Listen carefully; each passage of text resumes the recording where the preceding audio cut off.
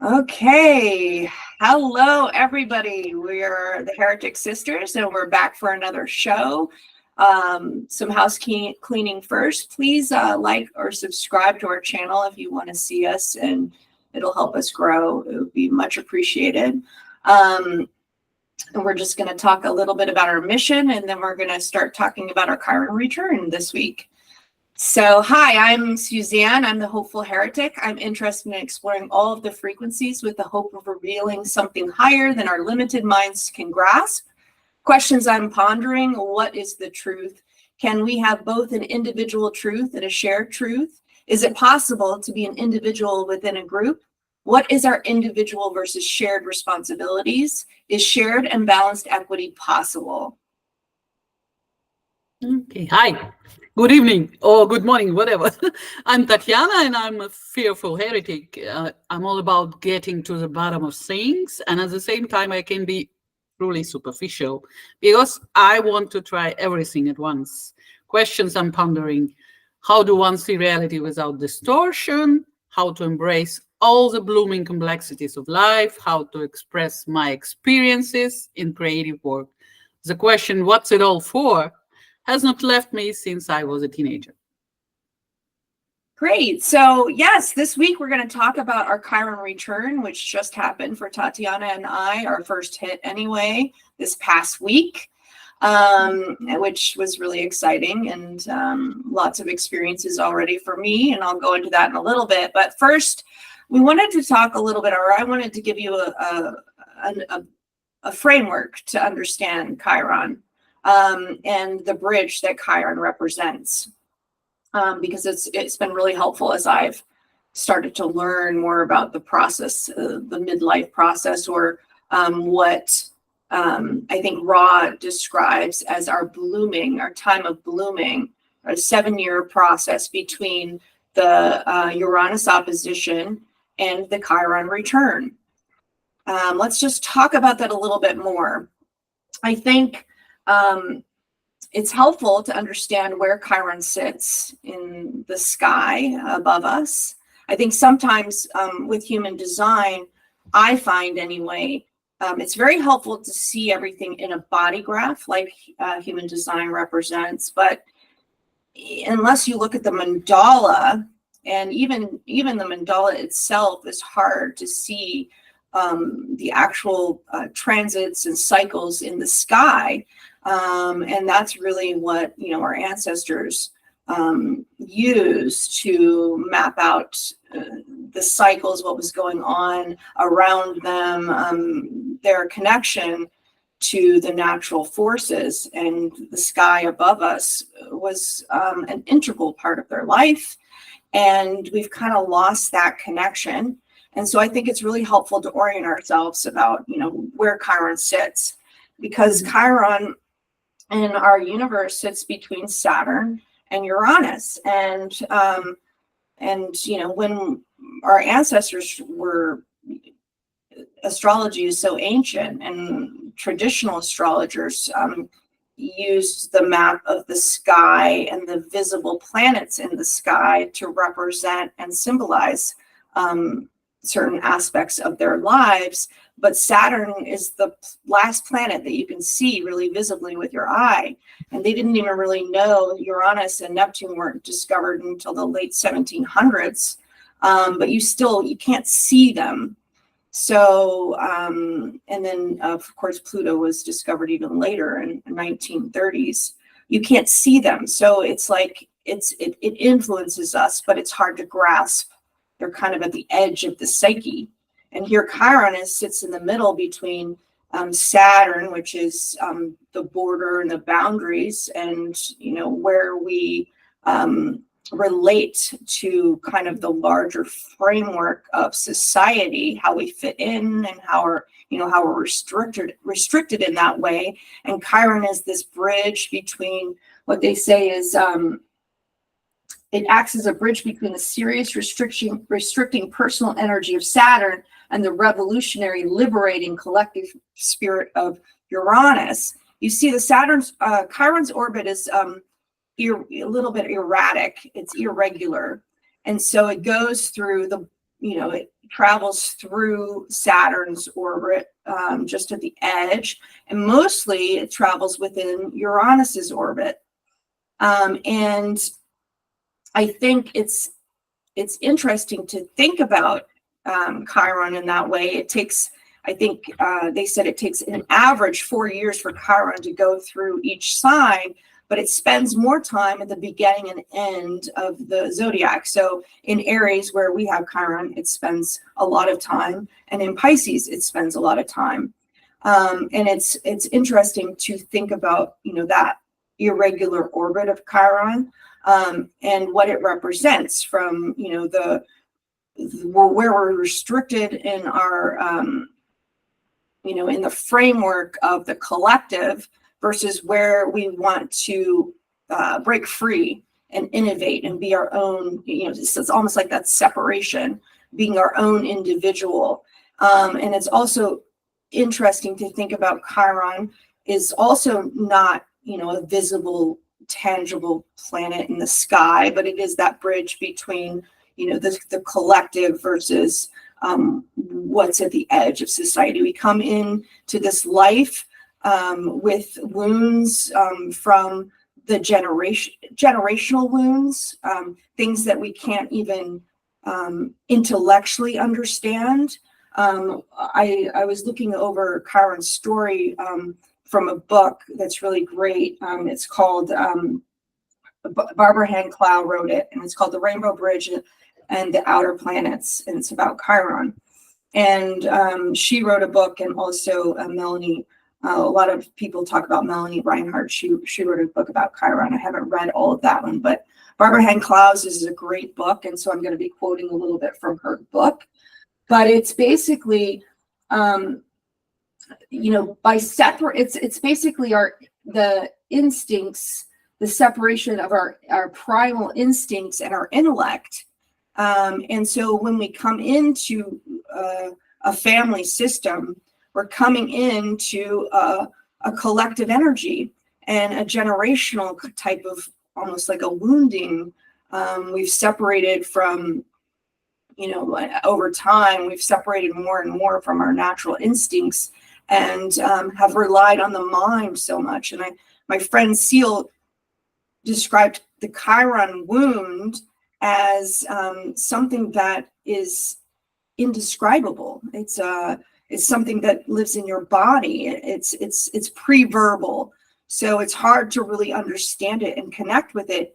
And even though I came into this journey right after my Uranus opposition, I fell into this Chiron class. I was like, great, okay, I need help. And it was a Chiron class, and I started taking a class about my Chiron moon. But you really, I understood it intellectually. They go through the signs, and you talk about your stories and all sorts of stuff.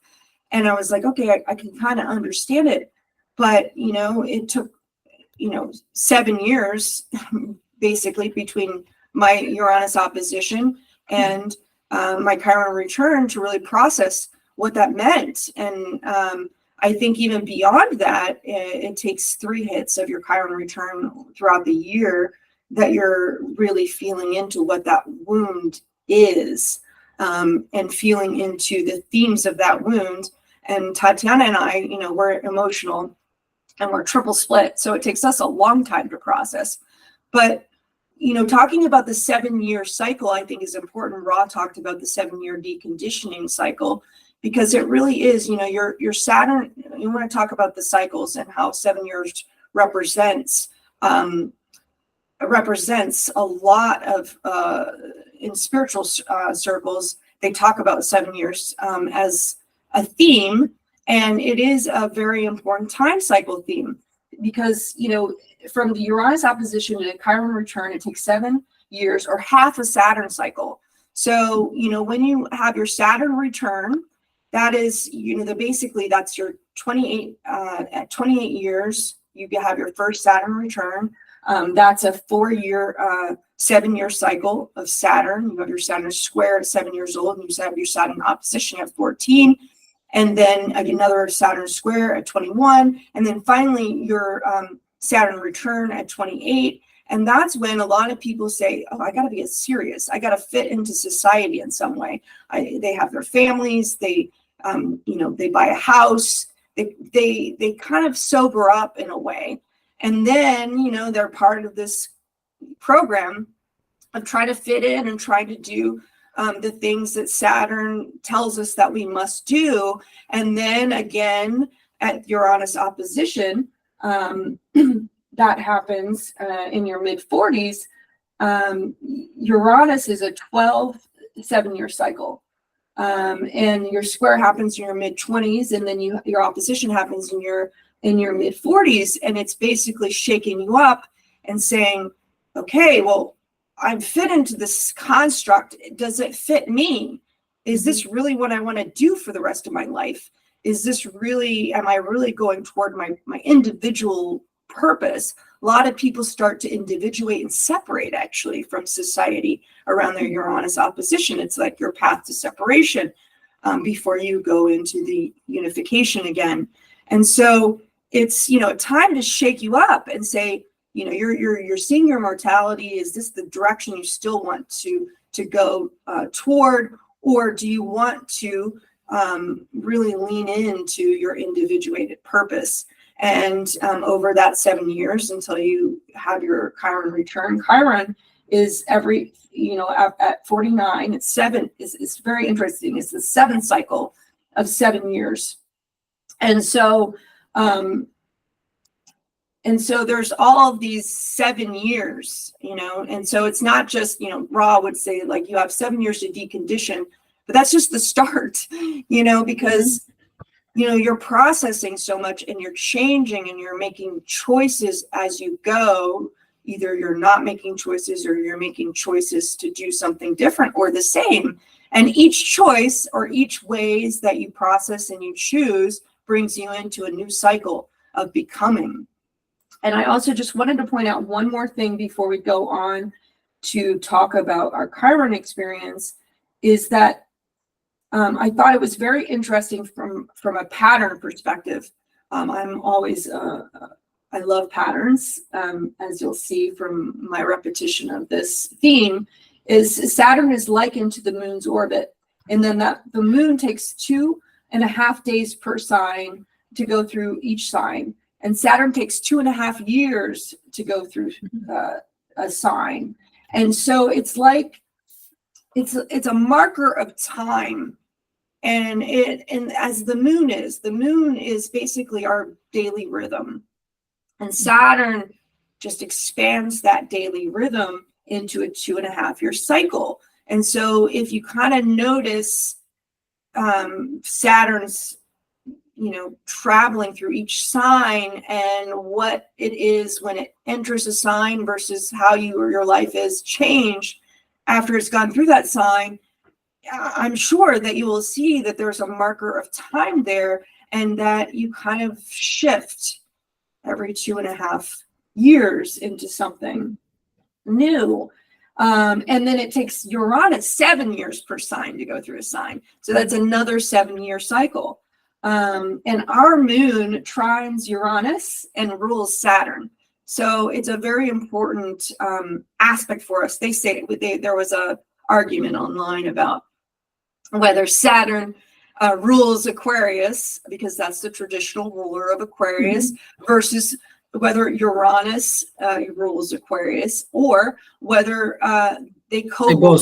And I was like, and I said, I think I'm in agreement that they co-rule it, and that is because of my experience with it. My whole life I've been trying to fit in to the collective, and I've never been able to. But we're very close to Uranus and Saturn, both of them, because of our connection. Our moon trines Uranus and rules Saturn, and it squares the nodes, and it semi-squares Uranus.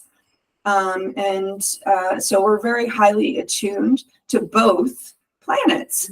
And it makes sense. There's Saturn talks about the boundaries between, and Saturn is the boundaries between, and then there's always a reaching for the new and what it is and what time is that, Sometimes that takes a long time to process the new. In my experience, it Extremely takes long. me extremely long time to make these transitions. It's annoying. I hate it. I'm impatient. But there's an acceptance there because I've seen it and I can't control the time that it takes. Anyway, do you have anything else to say about the patterns or the cycles, Tatiana, before we move on to the next slide? So, as I probably told you before, I do notice this mainly 2 years, not 2.5 years. Maybe it's not related to other aspects in our charts. Yeah, like every 2 years, the team changes. Yeah, or for example, here in Germany, when I have to integrate to investigate how it is all built here, usually 2 years is my standard cycle at one workplace. Yeah, like after 2 years, I have to move on. Yeah, so that's I mean, that's the longest for me, I think. 2 years to stay in one's cycle. So it's definitely, irregular, and and I think that's another thing to point out. And I forgot to bring this up, is that depending on where your Chiron sits, you're either moving from your Uranus to Saturn, which is chaos to order, or you're moving from Saturn order to Uranus, which is chaos.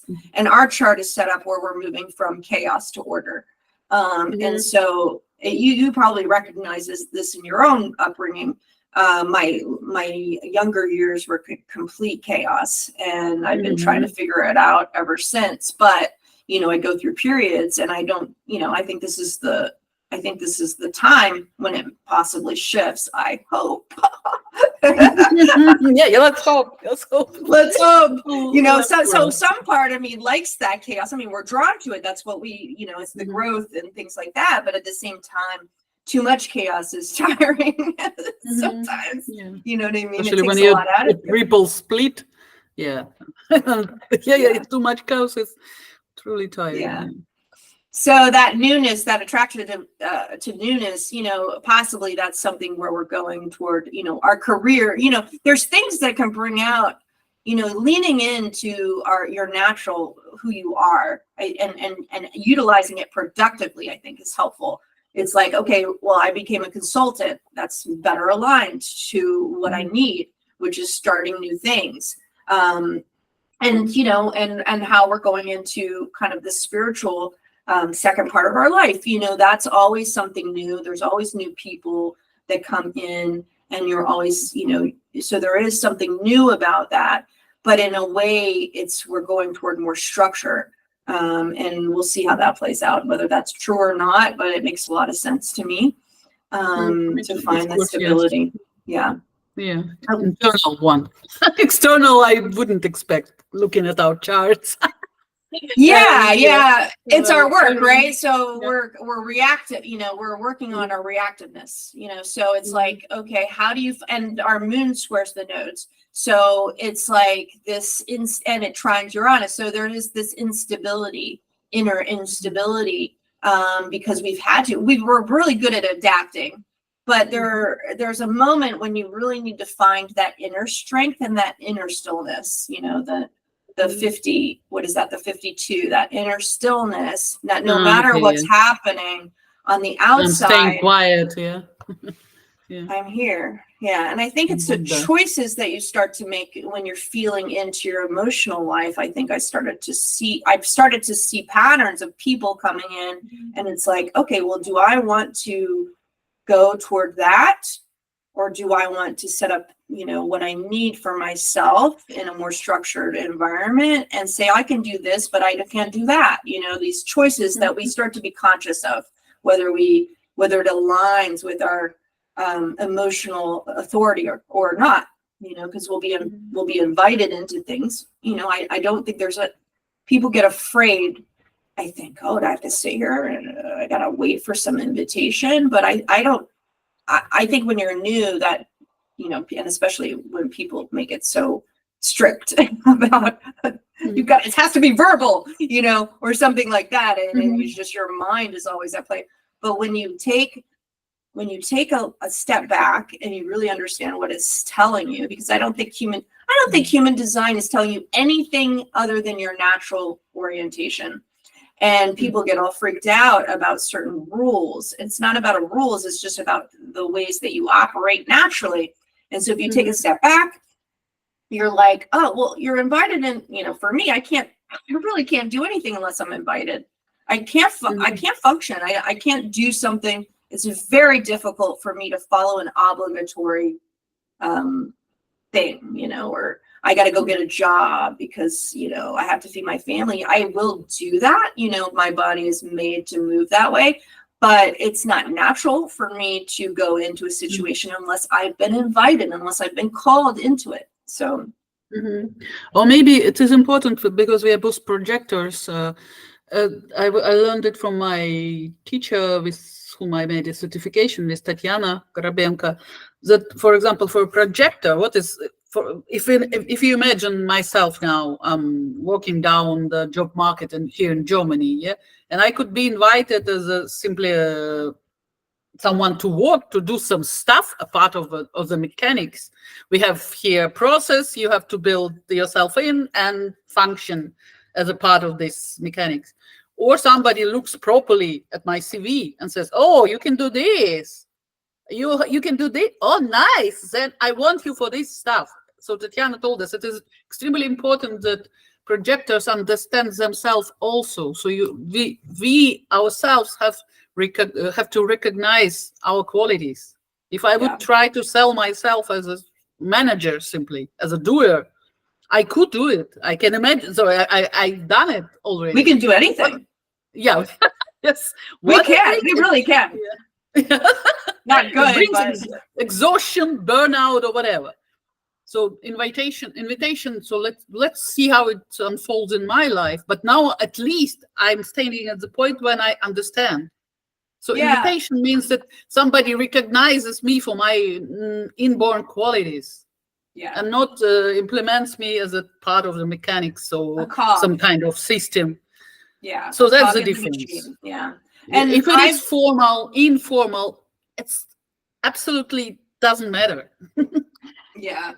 And when you think back on your life, like for me, I just remember the times that people came to me to interview. So let's say an interview of a job. When they sought me out, because they noticed my CV, they didn't even have to, talk to me. When they sought me out, I did so much better. I aced it. If I went in and tried to prove myself, you say, because we have that open ego, complete failure. So and there was times in my life when somebody recognized me for acting. A few teachers recognized me, and I was able to function on that energy for a long time because somebody noticed it in me. It was an innate talent in me. There's no question about it, but I would have never have noticed it in myself. I would have never had the confidence to be able to go and do it unless somebody didn't say, this is what I see in you, go for it. This is where you should be. So I definitely see that play out. But I think people get so mind oriented about it that it becomes another trap, to think about.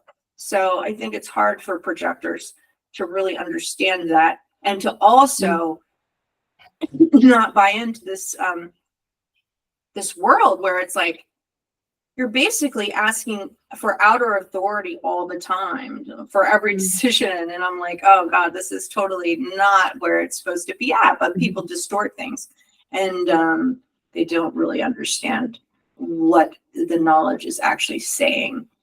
They just kind of make it into something else. But that's for another discussion, I think.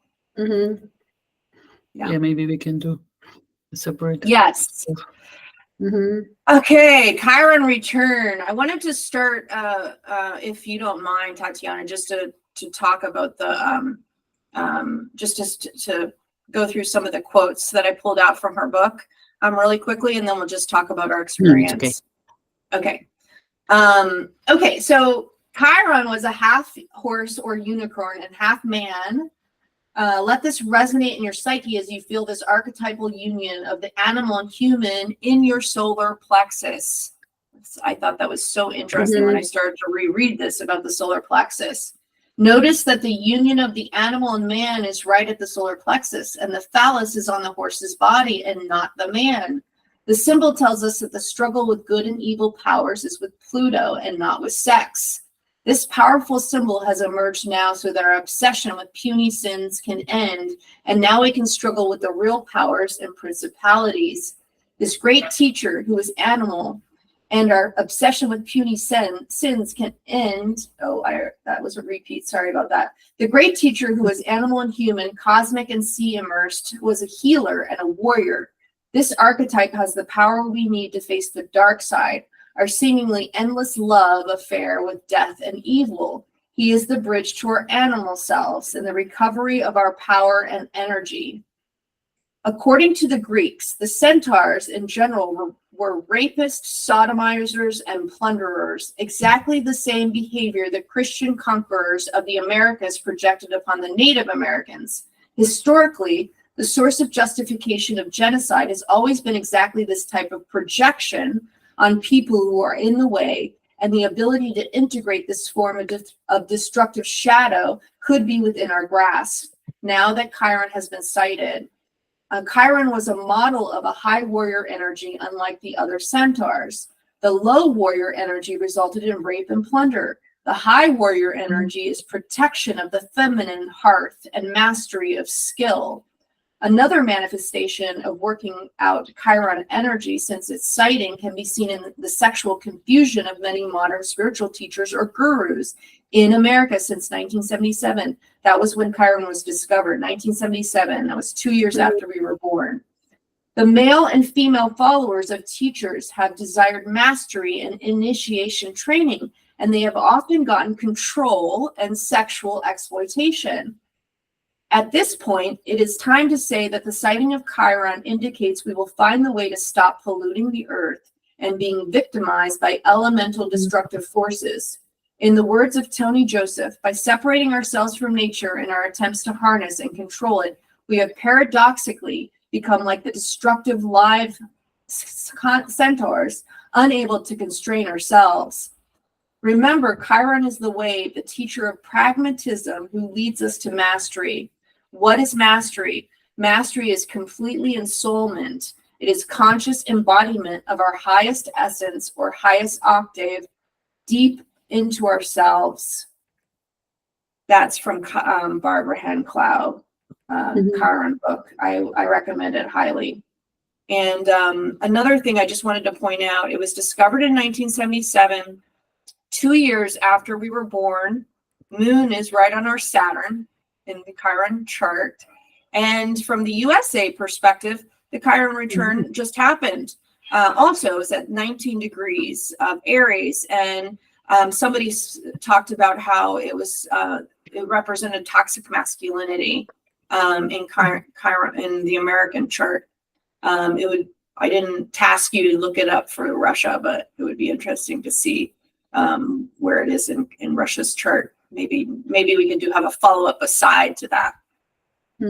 Okay, so Tatiana, I'm gonna give my throat a break. Why don't you talk about what's been going on with you and how you want to take this discussion about your Chiron return so far?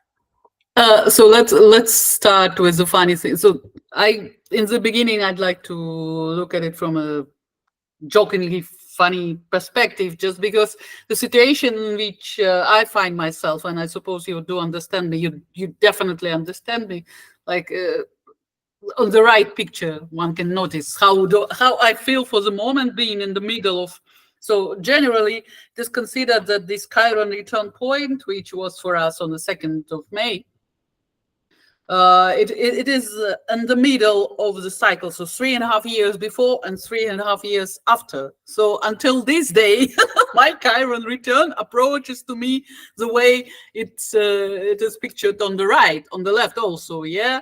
So it is something that destroys everything, all unstable constructions in my life, everything that is not well-grounded, unreasonable, or done just because it should be done somehow, and I did it like this. Everything is totally ruined. Nothing special, nothing personal. Simply this everything that if you are not truly rooted properly in your professional life, so you do not, your professional life ruins. If your personal relations are not built on a proper solid ground or whatever, they are at least changing, if not breaking apart. And luckily, actually last few weeks, I started to look at it with a smile. I managed to develop this attitude, because like the first reaction is always panic. So I love my Chiron return. Everything is lays in ruins. And our guest last time, she told us exactly the same things, because she had this her Chiron on also in the gate 49, and the revolution. She had a revolution in her life, Do I remember properly? So, yeah. So for me, my Chiron return is a revolution, I suppose for you also, and I do feel it. And it's the only. I'm happy that I found this in this life cycles book from Ra. That Chiron is a totally new story. So Chiron return, I do feel like last year I'm summarizing my experience, the whole my life, from my teenage years until now, until I'm 49. I'm making a summary, but the totally new story is to come. That's what Chiron brings us. So it was on the cross of incarnation, so it's got to be a new story for us, for sure.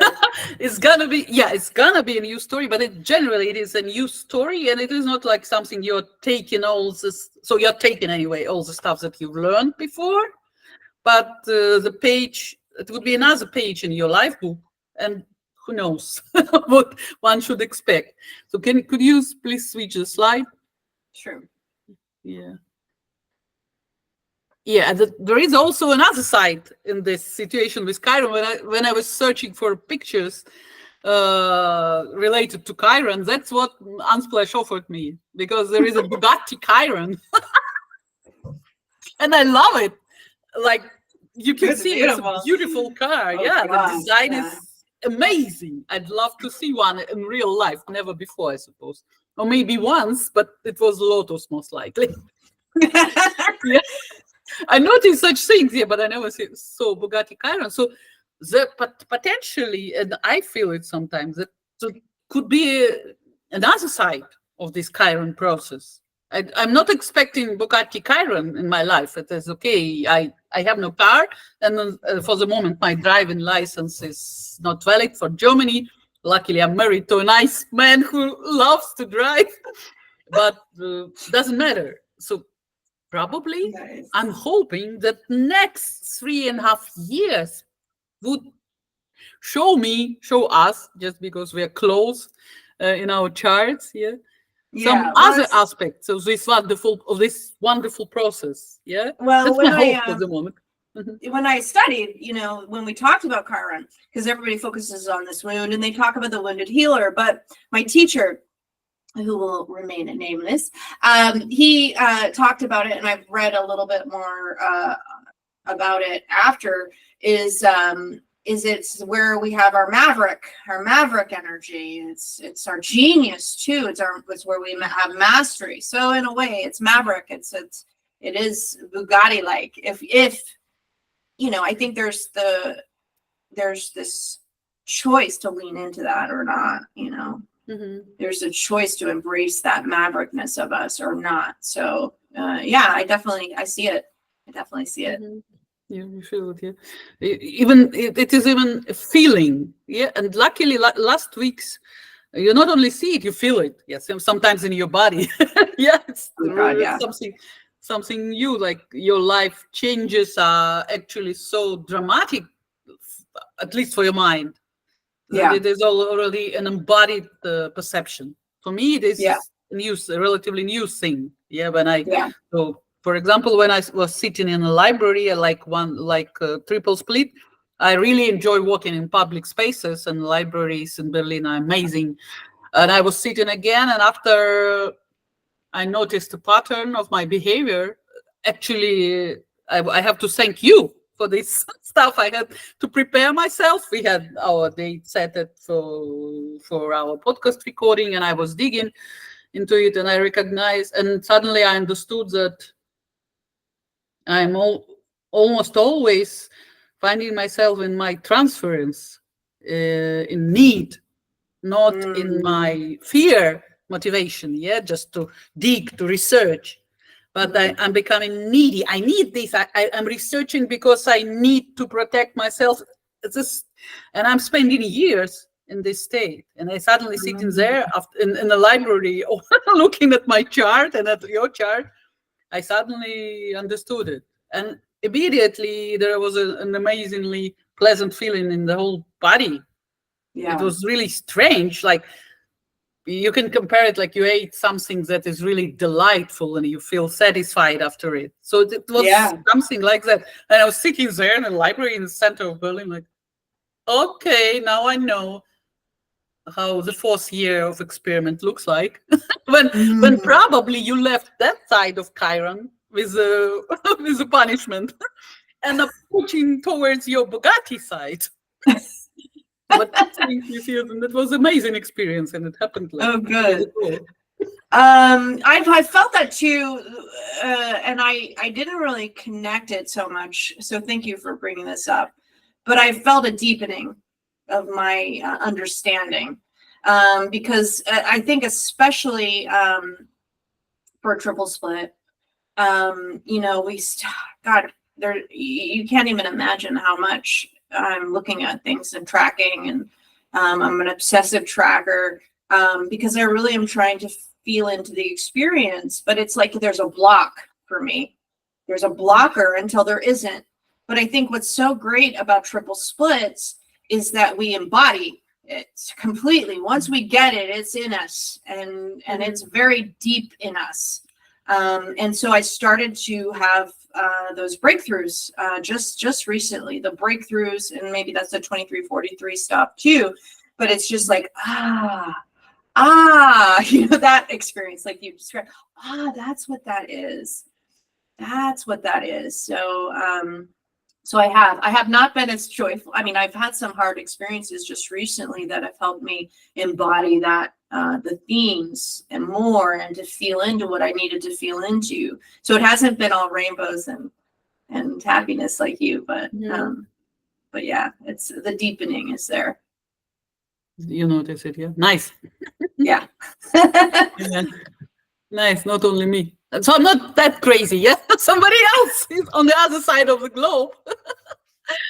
I'm crazy with you, yes. Feeling the same way I feel. Oh, nice. Yes. So let's continue. I think we are starting. Okay. That we got in the invitation stuff, yeah? So that's when you exaggerate and being fixed on this formal invitation, it could turn out like that. So thanks to Chaitanya, who recently brought this wonderful picture again. He's the king of memes. I forgot the memes, of course. This wonderful meme, like that's actually the picture of projector who was waiting for invitation formally and strictly, and it should be done like this and like that, and if not, I'm not taking it. And finally, that's what could happen. That's your trajectory. I guess that's what's going to happen. Yeah, that would happen anyway. Okay, then the question is, where do you meet your last invitation? In what position? Yeah, maybe this one is not that bad. Somewhere in park with a perfect view. That's where I'm gonna have mine. Nice. Are we ready? Yeah, ready. Let's go further. All right. Okay, so let's hope somebody sees it more or less good, because Tanya is really good at processing the visuals. And by the way, I'd like to tell you 2 days before we record this podcast, I just switched from MMI online subscription to neutrino design application, and then now I'm experimenting with the charts. I'm applied some filters because I hoped it would be more readable, but in end effect I see that no, it doesn't help still. Well, you can speak I to hope- them because they're, you know, they're chains and stuff, so you can speak to them. I love your is that your penmanship? The names? Yeah, Tatiana? of course. So Oh, I'm using beautiful using penmanship. I have horrible penmanship, so I'm very admiring your penmanship. Yeah. So I just somehow it was really useful for me to dive a bit deeper in slight, subtle actually differences if you compare to charts of other persons. Yeah. Yeah. Our charts are different, but in some interesting and subtle way. And I was talking already at the moon, I'm looking at the moon word, to Susan. Susan, before we started this recording, like it could be considered as karmic differences, but I suppose that you behaved a bit better than me in your previous lives. Whatever. Just because you were, and I see it in our in our differences. That's why you're born in the United States and I'm in Russia, where you constantly swim in the boots. Yeah, that's how the life looks in Russia. Yeah, you swim, you put all your clothes and then you start to swim. Yeah, hopefully in the United States, life is a bit easier and clear. I don't know, but yes, obviously. But trust me. Let's say it like this. So, for example, our design moon. So we have this wonderful gate in our design moon. Yeah, 58. Yeah, am I right? Yeah. So I suppose Design moon, yeah, 58. Yeah. So I'm just opening it where I see my notes. So aliveness, joyous, yeah. So this is wonderful. The gate is wonderful. Let's abstract from our 1858, yeah, big channels.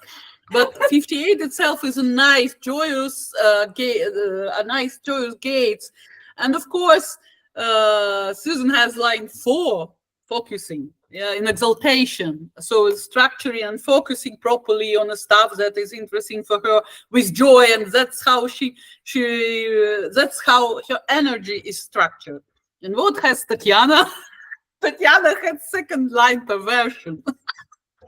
And there I invest a lot of time in explaining in line companion. Yeah, so don't consider it difficult. Yes, this line is difficult, but what is difficult? It's nothing. You have to live it properly. But yeah, actually, these people are extremely unattractive for others because they simply project their emotional energy automatically, and that's why. So if they feel themselves not that good, then everybody hates them. Nice. Oh, it's a projection of their inner what they feel. Yeah, so but I definitely noticed it in my life when I'm in my lows, when my wave is down. So in human design, my emotional level is deep down. Like I'm extremely unattractive for people. Nobody sees me. I'm like pushing people away with my energy. I'm doing nothing. I'm just being silent, but I feel it.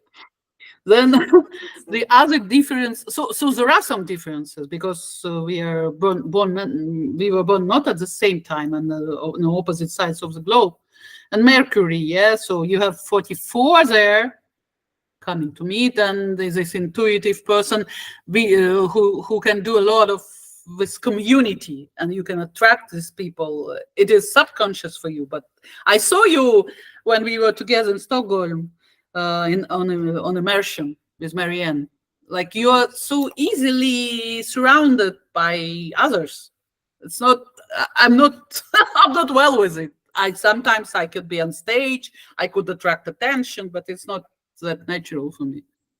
I noticed that too. But it's like I noticed that too is like my ability, and it's not even. It's totally unconscious. By need, I have to do it like online, like stuff, and I think I struggled with the same thing with you. Is like we have our moon. Well, I have my moon on my midheaven, or my Saturn.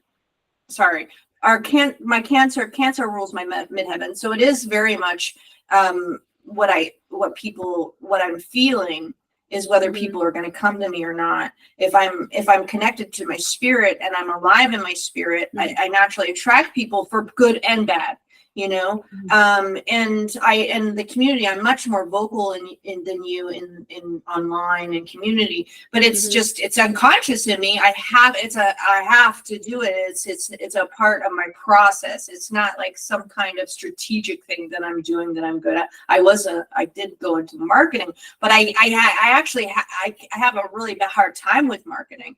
So if it's not genuine and authentic to me, it feels yucky. So yeah, I did notice that a little bit about the ability to attract or not attract, and I think it depends.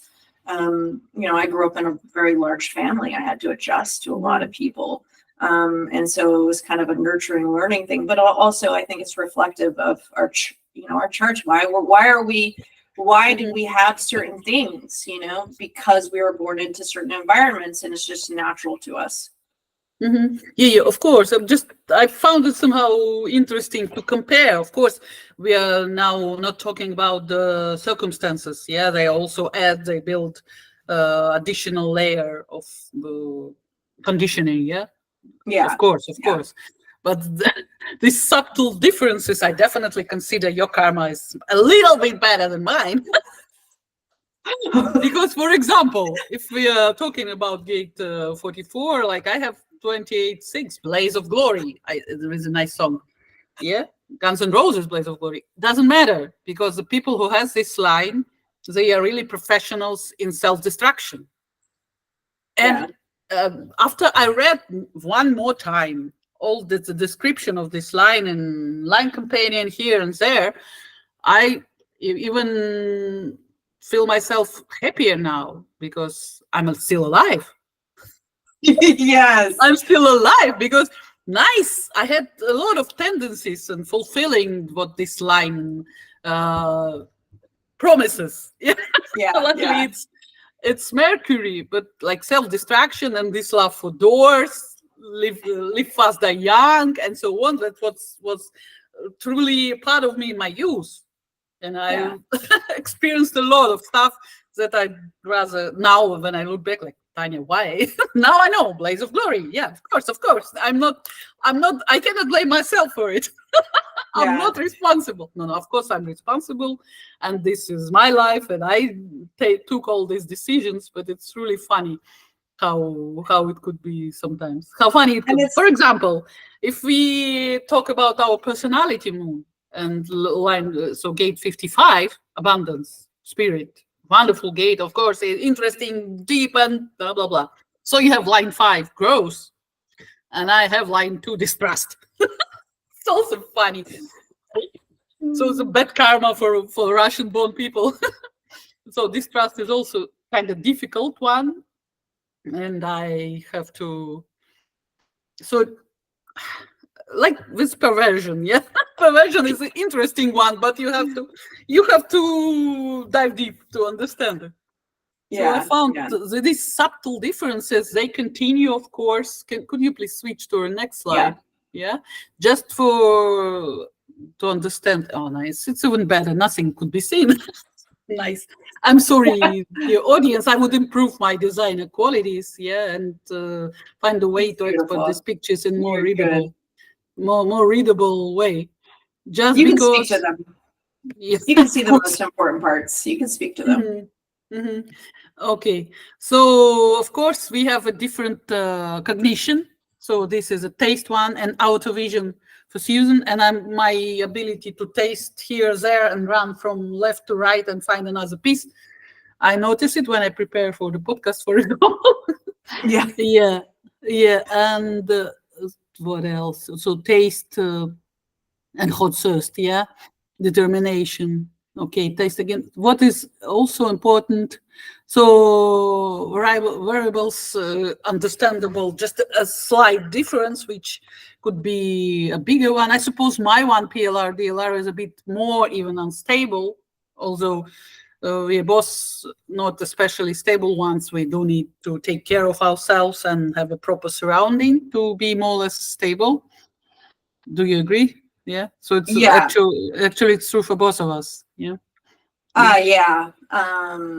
Yeah, for me, I notice, for a little while I couldn't understand how the 1/8 functioned in me. And I think because I always really identified with I identify with open G because it's unconscious. But I noticed that I have to have a certain amount of stability in my environment. And when I was in college, I probably even more than you, because I had some, when I moved into the dorms, I had some party animals, and they were smoking pot and drinking all the time. And I was definitely down for partying. That was part of what I did. I drank a lot as I grew older, because that was a way for me to relax around people. And, but whenever I had to get something done, I really needed my quiet. I have to focus, and so I had to I'm very stuck in my ways of my identity. It's just like, you get out of here. I gotta do stuff. So I would alienate a lot of people that way, because I could not function unless I had quiet and kind of peace around me, and kind of aloneness. And then I always would love to have boyfriends.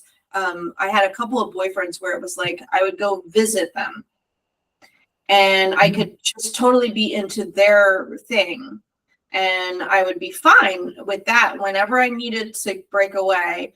And then I could come home back to my place, and it was more stable. And I liked that a lot, because I had my own place where I could get more stable and have my inner life. Yeah. But yeah, you've got the 4. You've got meditation, right? As inner meditation. I'm outer vision, you're inner, right? Yeah, suppose so. Yeah, so you're the 3. I'm the 3 determination. You're a 2 determination, but there was like the inner vision. You have inner vision, I think. Yeah. And so that is a very much more of a unstable. But I have noticed in myself that I definitely need to focus on something for me to process whatever I needed to process. And I had to teach myself how to listen more, and I can do that.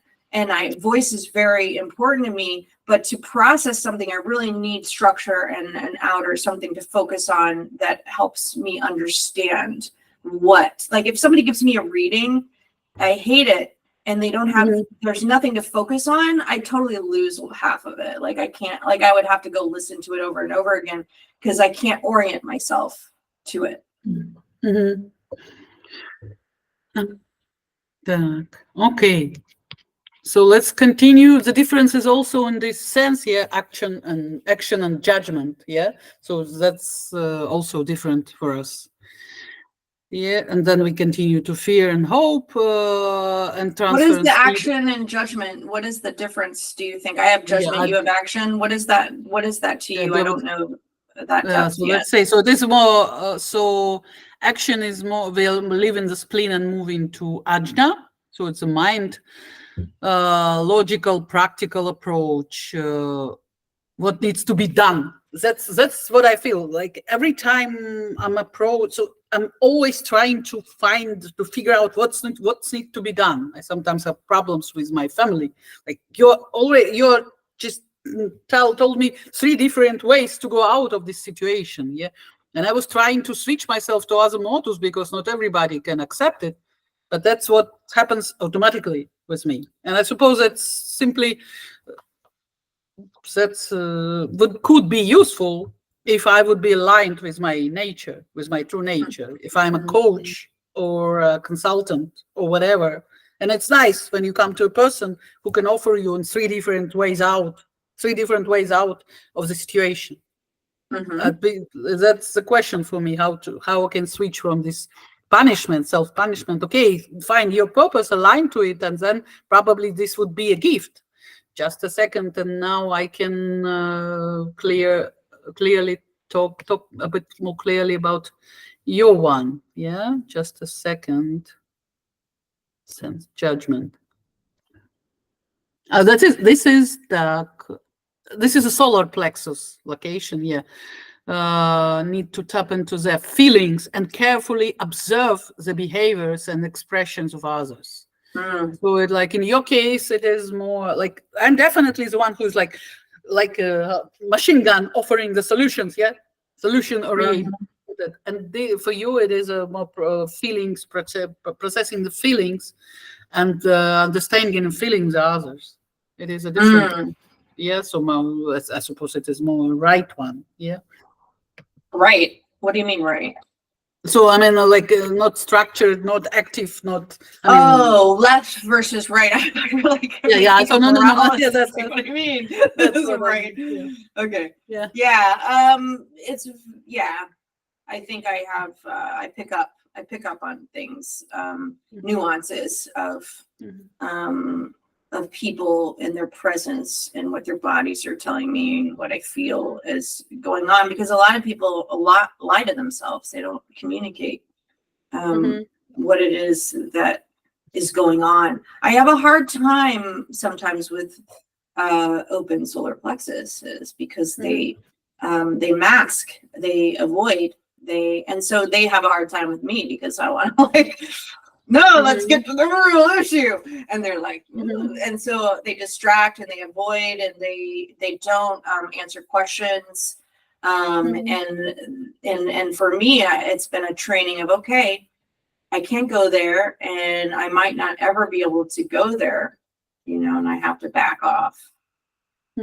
Yeah, just back off. We are not that simple to be around, to be honest. And this wonderful stuff that you can, it's wonderful that you can simply just, how to say, go away and be away for a few hours, days, or whatever from the person with which communication is important for you, to you, but you still have to find your way. Yeah, and when you separate yourself from other, then maybe situation itself becomes easier, a bit easier at least. Yeah.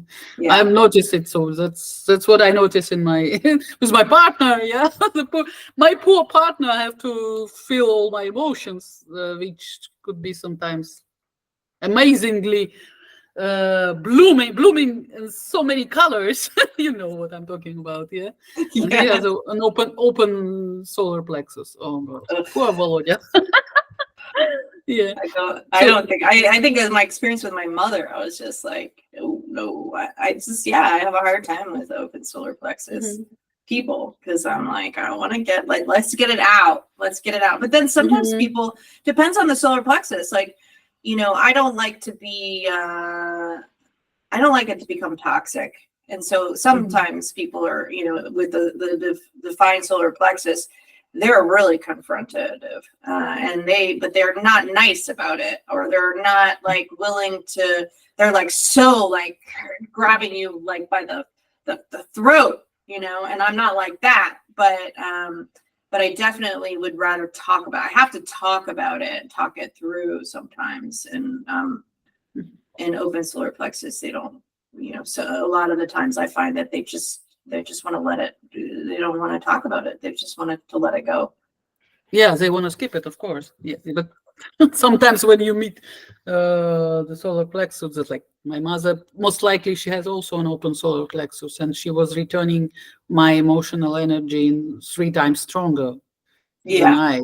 So it is like, it was sometimes terrible for her and for me, of course, as a child. Oh yeah, my so you do understand. My mom was horrible. Yeah, I mean, the only way that I could get her attention was to make a big scene, and so we got locked into that pattern, and I could never break it. But I tried really hard, but it was just a pattern that we had, and so it was eventually I had to say goodbye to that relationship. Sadly, if I would have had more context about it, if I would have known human design, and I would have been able to deal with it in a different way, and it might have helped. I don't know that it would have, to be honest. My mom has a lot of distorted thinking around religious stuff, but I definitely would have been able to curb my part of the situation, which was confrontative and would not. We had like a super manifester energy together. It was crazy. Yeah, of course. Oh, that it happens sometimes. People, not everybody is happy as a child. Could be happy as a child, but even though I had a really nice childhood, some aspects of it are amazing, simply. But emotionally, it was difficult. Yeah, Yeah. let's be open about it. It happens sometimes, and sometimes when you think about your family, you feel pain. That's also normal, completely normal. We all have our experiences. Yeah. And so our difference is in motivation is, of course, fear and hope. So I'm fearful heretic, and you are hopeful heretic. And if we talk about transference, then it is need for me and guilt for you. So you would be a fixer who wants to fix everything, to do everything. So you would be actively repairing the stuff, or changing the situation for better, if the way you see it. And I would be needy and looking for a solution, for energy, for resources. That's what I felt. And what do In the you life. say about people who say that it's an exit frequency only? So it's more about what you draw out of others. How do you see that? I wouldn't. So, as I remember, somewhere in human design, somewhere deep in the vast sea of human design knowledge, it is stated by Ra that for projectors, that's the only marker that, for example, we have to get out of the situation if we feel that that we are walking against our motivation. Yeah. So, for example, my last workspace, like I actually became dangerous for me. I was working as an office manager, and there was issues like electricity, or I'm coming somewhere in cellar, and there's the door in the floor is open, and I was almost falling down just because the owner. So it was literally like this. Physically, it was already dangerous and stimulating the fear response in me. The door to the terrace was broken when I was trying to close it, you know. So it was triggering all my fear stuff. Like, I don't know what about bringing in others, motivation. No, no, no, no. So for projectors especially, I suppose that could be. So if my motivation is fear, to protect, to find the solutions to be our environment safe, to make an environment safe. And if I'm working, for example, I work as an office manager, yeah, and when these such things happen, like, it's a clear sign. I was already on my way out, but it was amazing. Like, almost broke my leg simply at the next place where I didn't have to I've seen it play out in both ways, and so I can understand. Like, sometimes you can't, like, sometimes they're like, oh, you can't identify it with this, like, this hope or whatever, and it's something that you draw out of other people. You see their responses to you. So for a little bit, I was like, okay, well, that makes sense, because you have to see it externally. Okay, well, what's happening in regards to how other people are receiving me, and but I also think there's nuances to it. So I notice in my times when somebody wants, there's something that, that I'm doing that is not, they need something, they want me to fix a situation, which is actually not possible, basically. Like, in a marketing situation where I'm involved in a company where it's like they needed new customers and they're dying. They're like, they're a video production company, and it's like, AI's, I see the writing on the wall. And so there's this expectation of me to do these things that I'm like, well, I can do those things, but it doesn't really make sense to me. And then I start to have anxiety about how I'm going to fix their issues. And then that locks down my brain and I can't function possible because of the anxiety of that. And so that's how I've seen it played out in my own life. And the marker, like you've talked about, Tatiana, is like the marker is if somebody is not happy with my performance and they expect something from me that is not possible, it provides such an anxiety in me that I'm not functioning. And I'm not giving them what they want anyway. It's not natural for me. So yeah, and then I've also seen it in my relationship with my husband. If I'm trying to get him, if I'm trying to get, if you want to talk about it, the real guilt, whatever, you've got to fix this, blah, blah, blah. You got to do this, you got to do this, you got to do this. It wasn't, it's not actually as effective as me as like giving him encouragement and giving him space to actually empower him, because I'm better at empowering and bringing out the best in people than I am at like trying to get them to change themselves and be what I think that they want to be. So I see it in a lot of different facets, but between you and I remember thinking, I'm like, because I actually am drawn for whatever reason to a lot of fear people. My husband's a fear person.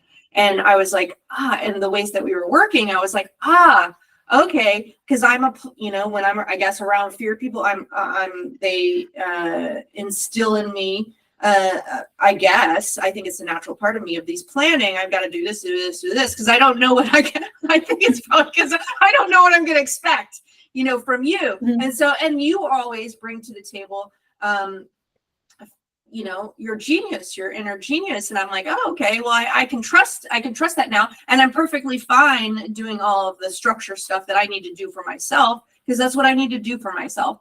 And so I can trust that Tatiana is going to come to the table and bring something very nuanced. And like, and sometimes it's, something that I see right away in the planning, or it's something that you bring to the table when you come into the room. Does that make sense? Yeah, of course. Yeah. I do think, do agree with you that, like, so do you notice this switch to the guilt to the other side? Do you feel it already, or you like find yourself in the process of tracing it properly? Well, I don't think it's ever done. I think you're constantly, it's not something that's one-sided. I think you're constantly, so you're just watching it. And then you watch your movement to the other side, and then you're like, oh, okay, I'm in this wrong correction. Yeah. Correction. Yeah. Or with another person. Like, I'm like, I want to support somebody, but I can't get involved and entangled in their life, because that's just not something that goes well for me. And so once I notice myself going there, I'm like, oh, okay. Stop. Back off and say, there's for us, I think there's a lot of like learning of boundaries, for a projector, for sure. And going, okay, well, I don't need to I'm not saving anybody, they're going to either. Sometimes I want to, for example. Yeah. So so it is a marker. So no, I don't think you go to another side. I think that's just the same with nodes. You don't go to the other side. It's a flipping back and forth. You just kind of like, and it's natural. And your focus, I think, after your 40s, Uranus opposition is more toward the north node, but it's not like you leave the south node behind. Yeah, even though I was taught that, like, actually these situations are staying in the past, but you already embody this knowledge, your experience. You're like simply bringing this to your next phase of life, to Chiron, for example. When you turn. And then what else is left? Also, so the left is this trajectory from I'm moving from individualism to from individual separate position. Separatist, separatist to communalist, and you're moving from taste to anti-taste. In your life, it plays even more dramatically, because you've grown up in a religious family. But I was a separatist, from nature. I was not at home. In my family, that's how I felt. I was separating myself from them as soon as I could do it. And now I'm like looking forward to coming back to people. I would put it like this. And how do you feel your anti-taste movement direction? Well, it's interesting because like I had to go through the coming back. So to heal that, like the Chiron part of me. So I went completely away from any type of script. I mean, I dabbled a little bit here and there. I did some Buddhist inquiry. at some point in my 20s. But it was like when I rejected religion, I was like, this is for stupid people. I'm not really. It's just like people are deranged, or they're conditioned and brainwashed, basically.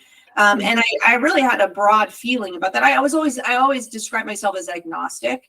I'm not a person that's ever been like, I don't know. Like, how do you know? Like, how do you even think that you know? Even thinking that you don't know. Like, I just am like, I've never been a person that needed just to have certainty around that, because I don't see it. So I'm agnostic, but I had a point of, and especially around, Christian religion. Like, I came back to Texas and fell into this Christian church.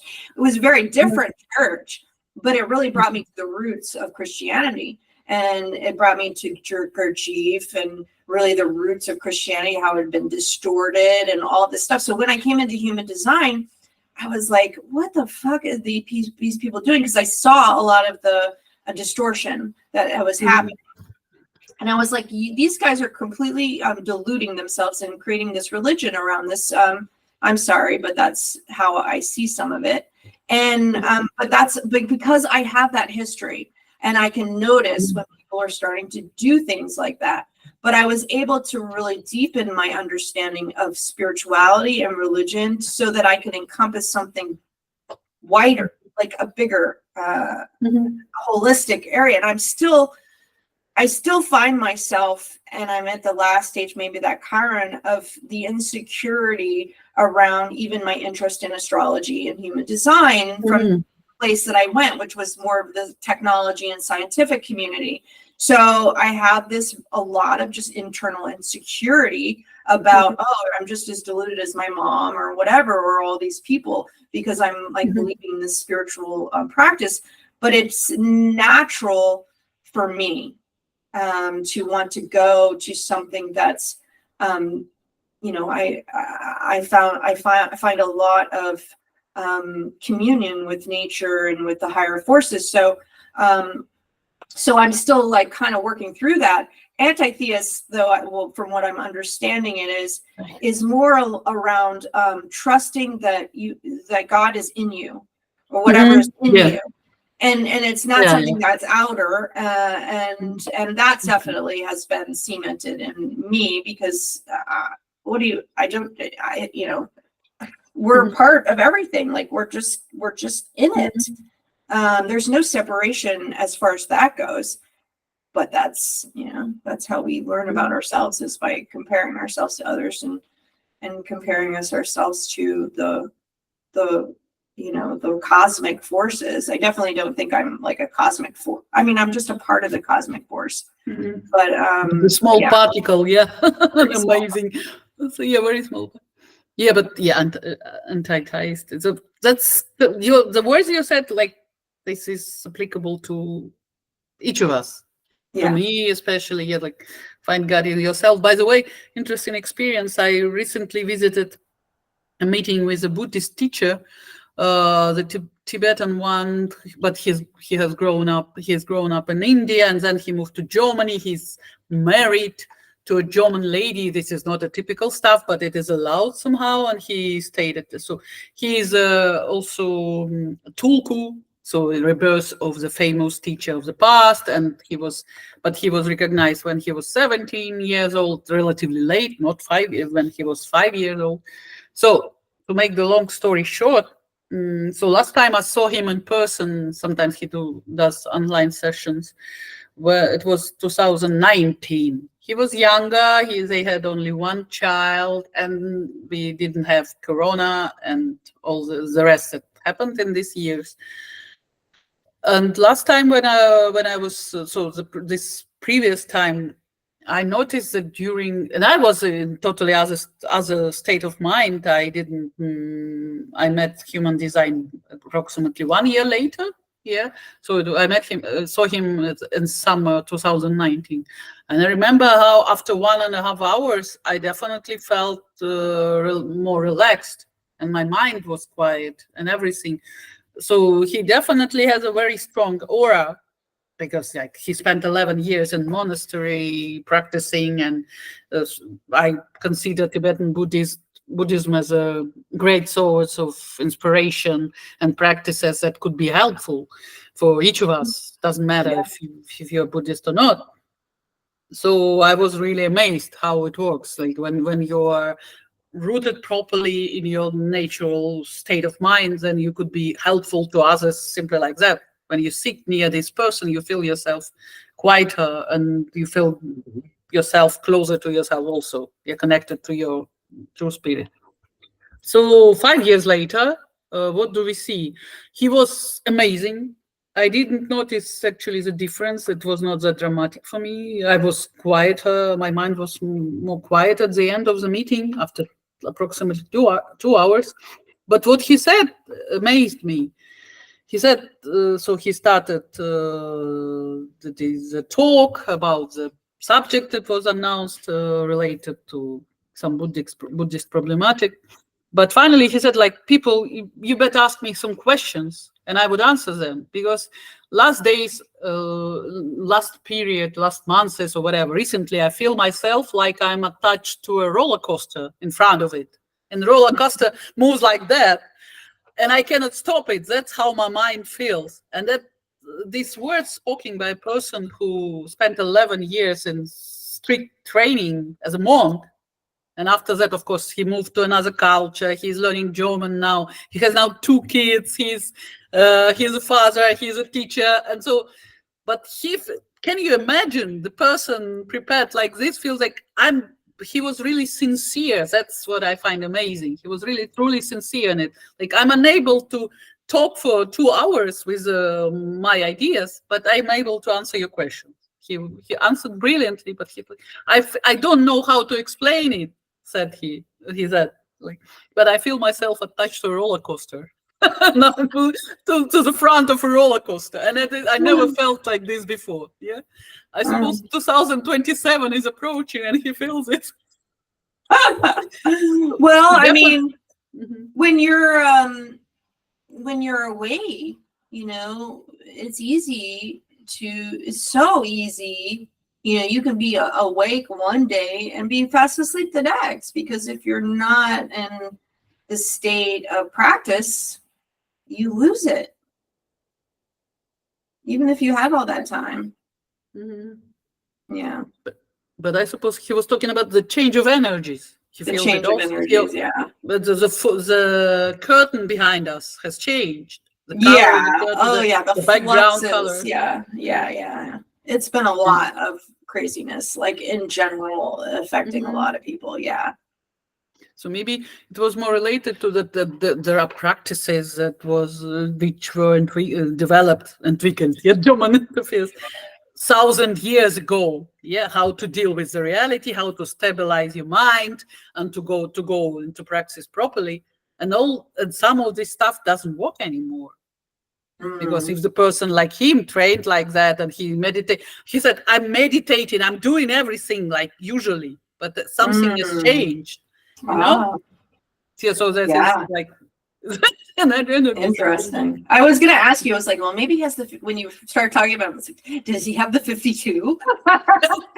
No, but by the way, maybe I would ask someday. Yeah. So let's move to another slide. It's time to continue with Chiron. Okay. Actually, we are here to talk about our Chiron. I know. So the most important stuff, if we are talking about differences, like in our charts, now we can definitely see where it brings us. So we have slight differences in our gates and sun position, and we have differences. I hope somebody can see in our moon position. But why don't you just say it verbally so that they can see? I mean, a little bit. Okay. So we have a difference in a line and detriment. So, for example, okay. So, for example, you have 6 line in your sun in Chiron chart. 6-2 profile. 20, yeah. No. I'm just talking about the gates. 24-6, the 6th line. Yeah, and I have 24-5, 5th line in detriment. And for example, I have 49.3 in my moon, and 43.3, and you have, I have third lines and you have fifth lines in your moon. So second line here and third line there. But actually, let's talk about the overall structure of our Chiron return. That's more important. So these have subtle differences, but let's say the main stuff is, the main difference would be, you're right. So 6-2 profiles that you have in your chart and 5-2 profiles that I have in mine. So this is one of the main aspects that should be covered during the Chiron reading, yeah? Just because profile is extremely important. It shows how we gonna feel, how comfortable we gonna feel ourselves moving through this cycle, yeah? And so for you, it would be a bit bigger challenge, just because sixth line, how to say, so we are 5-1s, yeah, and to attract attention as a role model is totally another stuff, another thing to live through. Even though we had 4-6 in our Uranus opposition, yeah, if I'm right, yeah, correctly, yeah. So it was 6 in the body, but you would have 6 line in your personality. And do you already feel this difference? So like you are not you are attracting attention of people, yeah? No, I don't think I'm attracting attention, but I do notice, because I've been through this whole, through this growth, not growth, but this deconditioning and awareness. I started in my Uranus opposition. It's crazy. My life completely changed. I had a lot of challenges. I quit drinking. I went into Gurdjieff training and watching my mind and my awareness of my solar plexus. So I've noticed I've had a lot of growth in the ways that I deal with my emotions. And so I can see myself becoming more detached. And, you described a 6 profile, more aloof, and not getting so triggered, I guess you could say, reactive. And, I've been out there in the environment a lot more, I guess. And so I watch myself being triggered by things. And it's such a great learning experience, because you watch yourself getting caught in these triggers, and then you work through them. And so I've had a lot of practice doing that. And so I can feel myself becoming more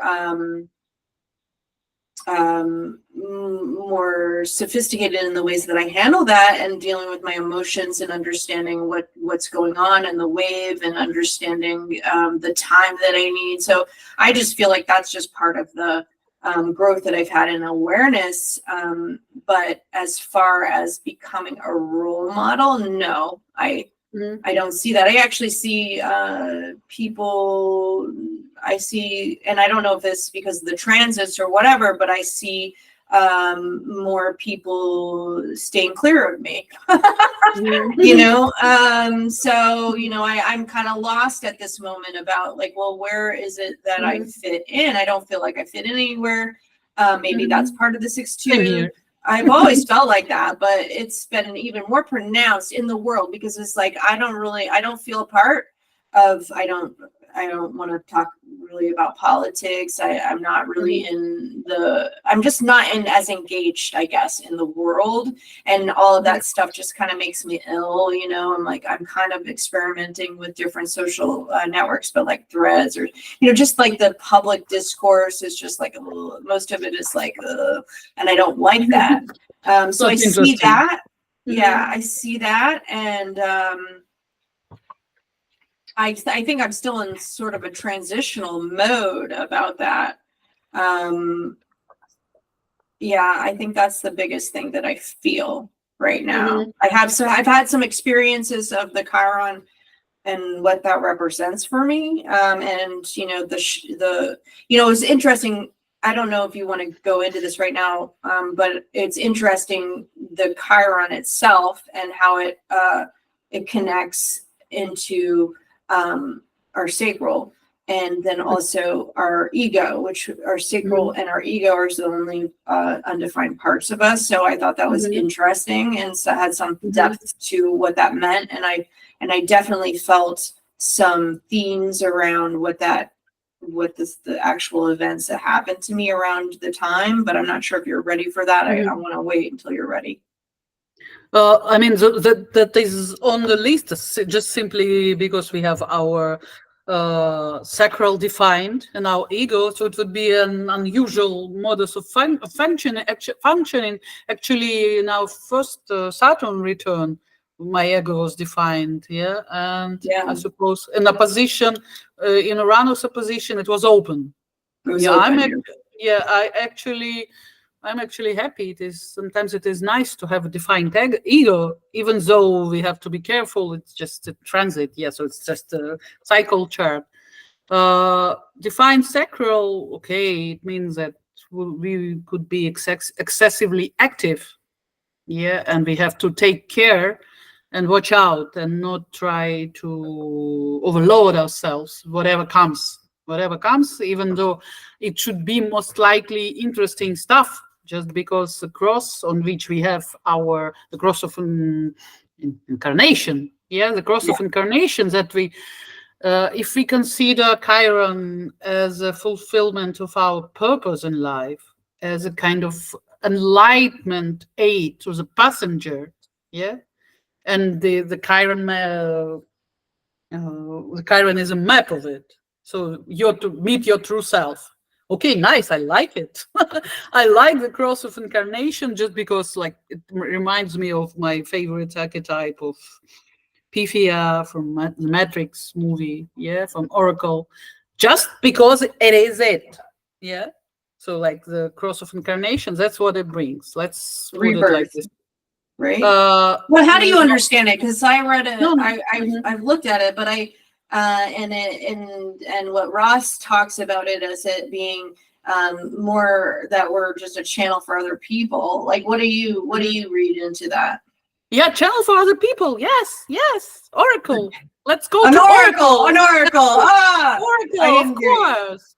That's what I felt when I was 26. When I saw my Matrix first time, my mind was telling me that I'm Neo. I identified myself as Neo, but actually some part of me understood immediately, that's what I want to be. That's the person I want to be.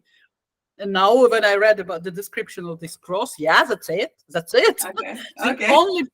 The only problem, if somebody needs to clarify it a bit deeper, so these are persons who are here to, when we are aligned, this person is aligned with this person's true nature, then such persons are able to give a good advice, to observe the situation from a broader perspective and deliver it to the person who comes for this advice. We are projectors, we have to be approached, invited. So that definitely falls into this bucket of oracle archetype. The only, and what I find also good for us, for example, we do not have compromise channels. It was, one or two we had in our... I didn't notice that. You didn't notice it. So, for example, my husband has a compromise channel on his Chiron. He has a 1020, the channel of awakening. My God, what should I expect? My mother had one. Oh, I suffered a lot from it. We all did. It's funny now. It's funny, But so he has it. For example, I checked especially, and we do not have. So we would have personal connection channels, 2838, and struggle, and just a second, I would tell you the preservation as a personal connection also, but. This is like, close learning points. But when you have a compromise, there's like if you want it or you do not want it, that doesn't matter. You're gonna learn it. Yeah, it's totally different approach. So I I'm would learning something new. Thank you. Yeah. so at least no violence. Did But we have compromise in our Uranus opposition? yes, We yes, must we have. have. Yeah. Okay. If you let me check Uranus opposition. Yeah, preservation was a compromised channel. Ah. Yeah. Yeah, and Interesting. so that's what I was dealing with, and I think so we had to survive and to take care of our children during our immigration. Yes. Oh God, that was something. And that it is something, but we are now more or less adapted. Okay, but this all sounds a little bit optimistic. Let's put it like this, with some nuances. I'm not diving deeper into the lines and so on. So Yeah. we just have to take in consideration our nodes, that we are moving from the third line to the first line. The nodes were similar, of course. So it would be some kind of mistakes and trials and so on, and then we would probably go to some kind of new ground where we have to establish new policies, to research, to find out, and we would feel sometimes uncomfortable with it, just because it is a completely new territory. And as for example, my teacher received it when we were going through life cycles, studying. She was looking into our charts, of course. And what is interesting to note is that we are so our inborn in our natal chart, we have logic, yes, in our nodes, 16 and 9. So more detail oriented, and mastery of some stuff. So and we would be living through intuitive stuff and shock. Yeah, that's the thing that kind of frames me. 51 is like, intuition is nice. I'm a person who spends a lot of time in my head. It's nice to be surrounded by intuitive by the things that are provoking our intuition. But 51, so I see it like this shock is not only possibly not our only personal situations around us, but the whole society most likely would be shocked. And we would have to apply intuition to find some solutions, looking into details and bringing all the stuff that we've learned during our lives. But that's what makes me a bit nervous, even though already 4 years I'm listening to this 2027 prognosis in human design, that everything would change and would change dramatically. And most likely this is a down road for our civilization and so on. But I definitely see that. So let's see what happens in coming 3 years. Yeah. Definitely changes. I mean, dramatic. The thing, we do have a compromise channel though, because I see it, the 61. I mean, not the 63, right? No. So maybe I didn't. No, it's not a compromised channel. We have this channel and one gate is added. No. We do not have a it's just one gate is added. Okay. Yeah. I thought that meant a compromise. Okay. At least no forced learning. Yeah, like, yeah. Of course, we have to learn, but it would be not that painful. Okay. Yeah, I mean, I noticed the struggle. But see, this is the thing. It's like the theme of the struggler has always been a theme for in consideration of myself, because it's in the sleep chart and it's our weak point. And so it's always been, and my husband has the 38. So it's like, okay, but it's like, okay, I'm gonna have to struggle a little bit. And then the 1-3 is very interesting because we had that in our Chiron return, and it's my determination. So I feel very, and my son is a 1-3, and so I feel very close to the 1-3 and also the 38. But I thank you for those extra reflections, because I don't talk to that many people about my chart, and you're a lot more, you've gone through a lot more classes as far as that goes. So thank you for that. Okay, so do we want to talk about astrology side? Yeah, because we yeah so much time. Well, I want to say one little bit about this because I noticed. So I've had some themes that have been shocking, and what you said about the funny that you brought up the matrix, because one of them involved the matrix. So even before the matrix, though, I had this experience with somebody who invited me into, I did an energetic exchange with them, and they invited me to do the energetic exchange. I met them and heard more about their story, and I was like, okay, I know what I can offer you, and this is what I want from you. And this is the first time I did that because a lot of people don't have a lot of money, and so I'm just like, okay, well, how can I move other than monetarily? How can I make this work for me?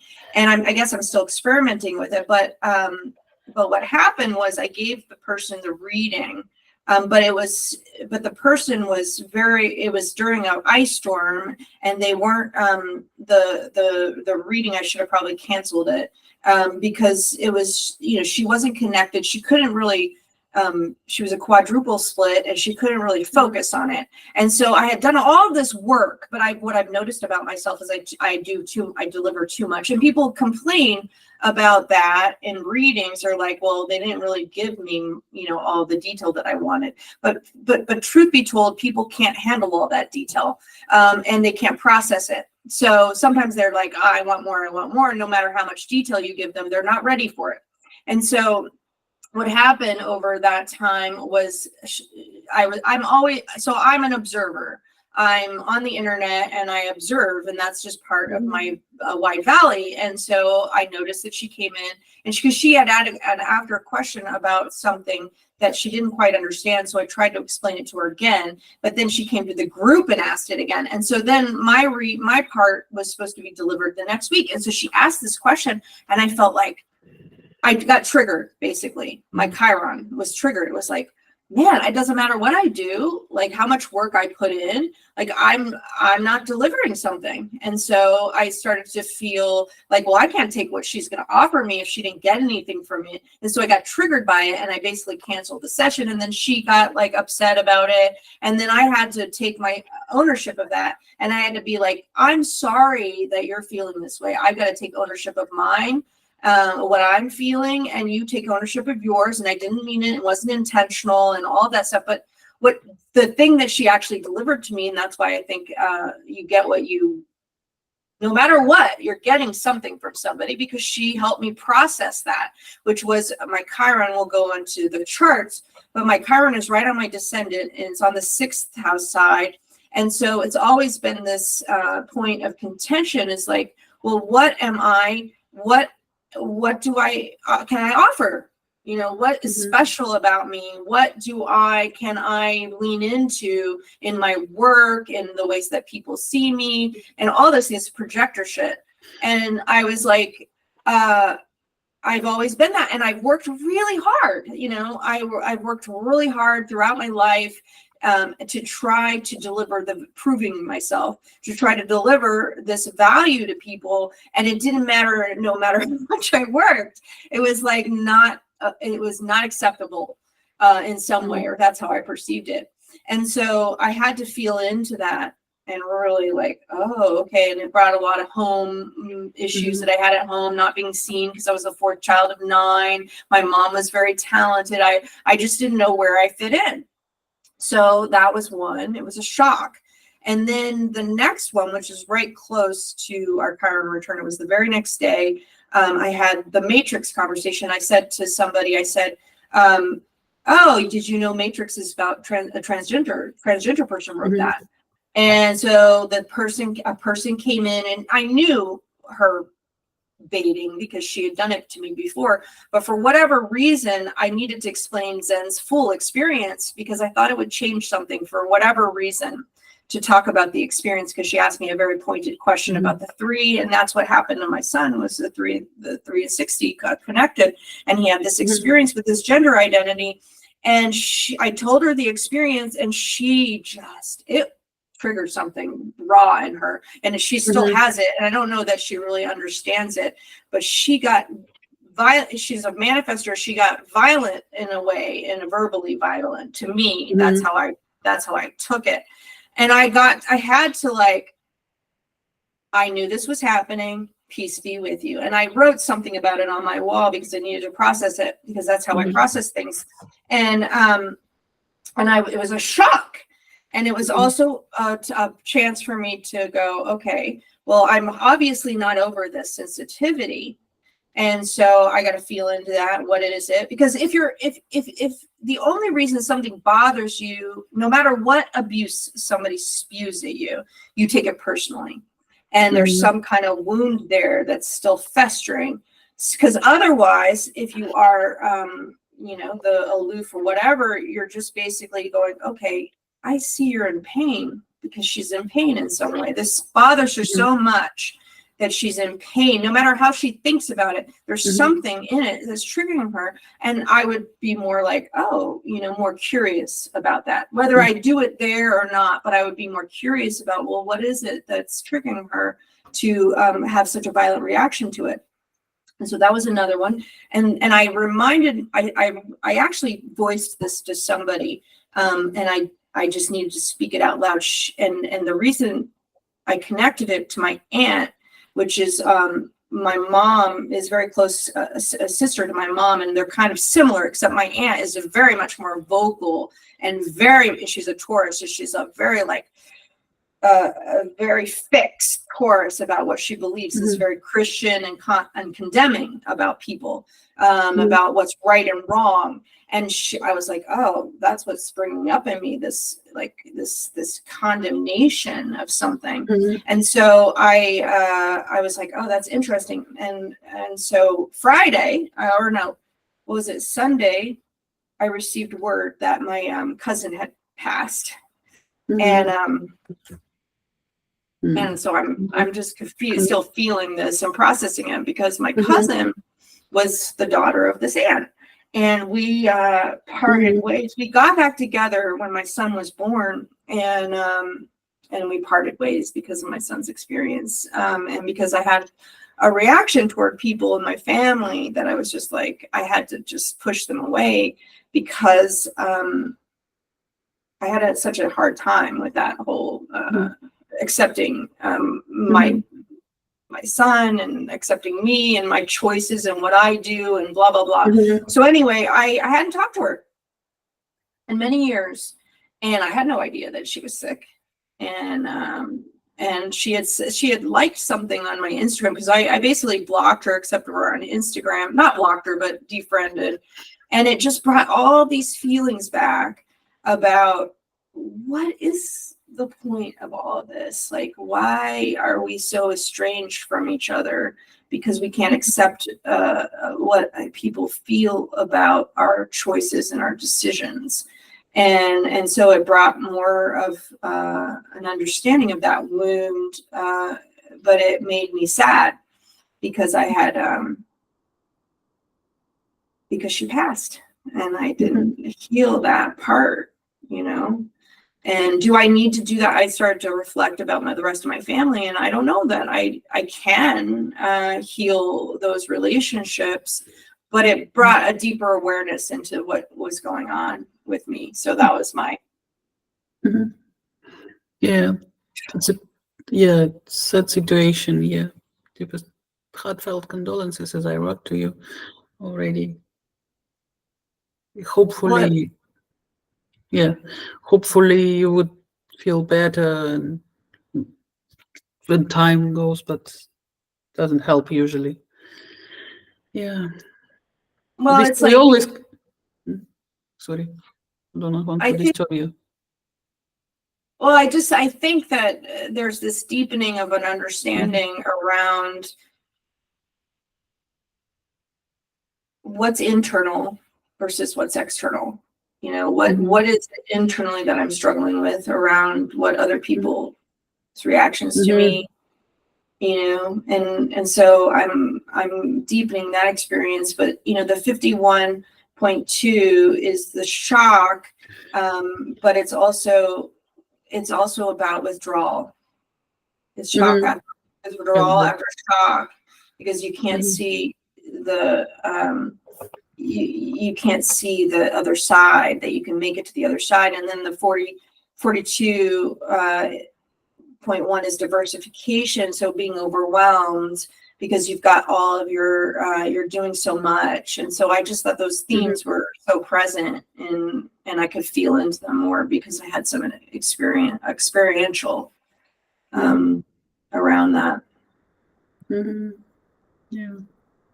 Yeah.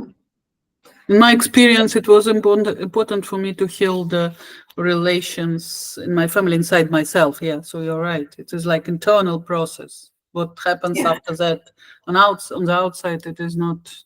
It is a second priority actually. But the question is, what happens when somebody goes away? Yeah, and nothing can be turned back. Yeah. You want to switch already to astrology, yeah?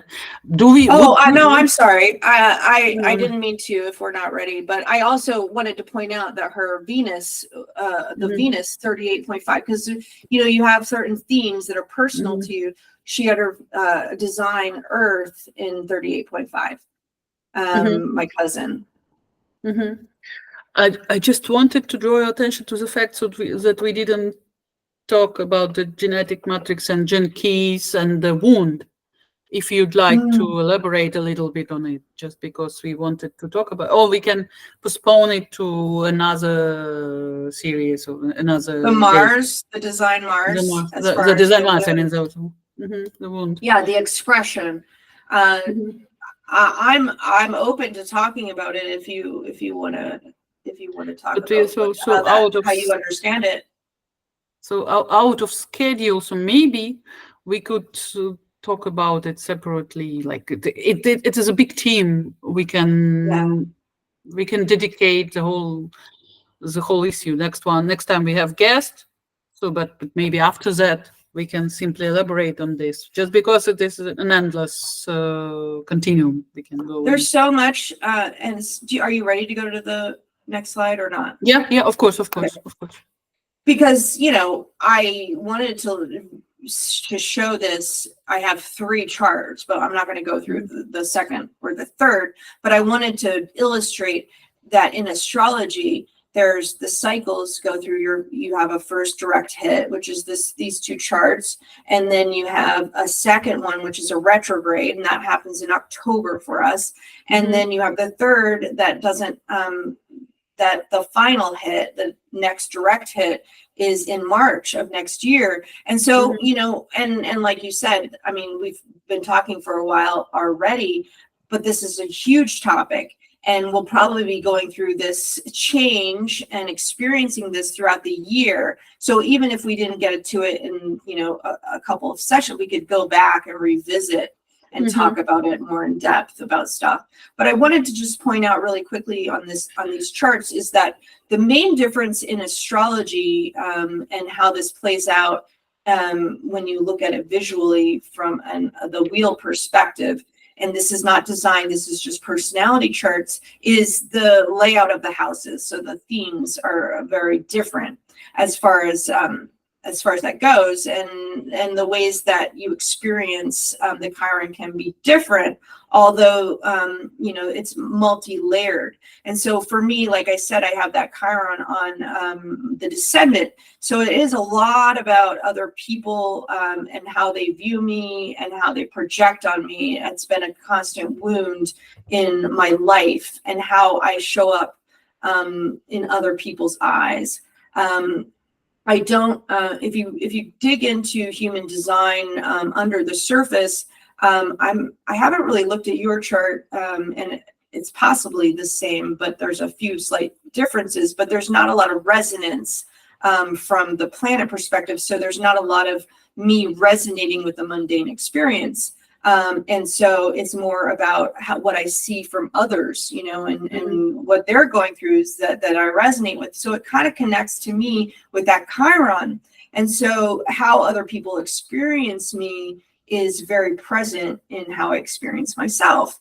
And so I'm learning about that and trying to work my way through what those projections are and whether I want to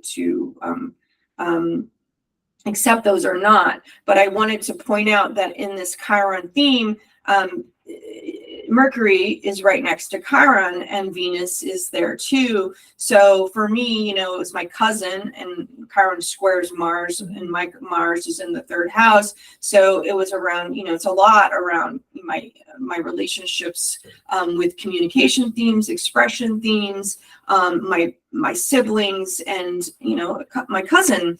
And there was also, I had an experience with her brother at a very young age, where something happened to me, something that I won't go into here, but it impacted my whole life. And so there's a lot of wounding that has been brought up in her passing. Mhm. And so that was a complete shock to me.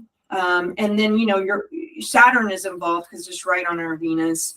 And that's a big subject for us. And then Jupiter and Uranus has just connected again in the 8th house, which is the 8th house is, a lot about our other people's resources and frankly, the esoteric explorations that we're doing right now. But in my life, in yours, your Chiron is right in your 4th house, which is all about your family and your inner experiences and your inner healing with your emotional life and things like that. But I will let you speak to that. So Chiron is right here in your 4th house, and it also has Mercury right there too. So I would love to hear from you how you've been experiencing your family, and has that been a part of kind of what's been showing up for you, lately. So that's okay. If you put it like this, I would say we are definitely facing some issues, unresolved, probably issues from the past in my family here in Germany, just because we spent these 10 years so unbelievably connected, like only 4 of us, no relatives, nothing, and we are adapted in a new situation. And now I definitely feel through some shocking experiences, maybe shocking not in the traumatic way, but still shocking.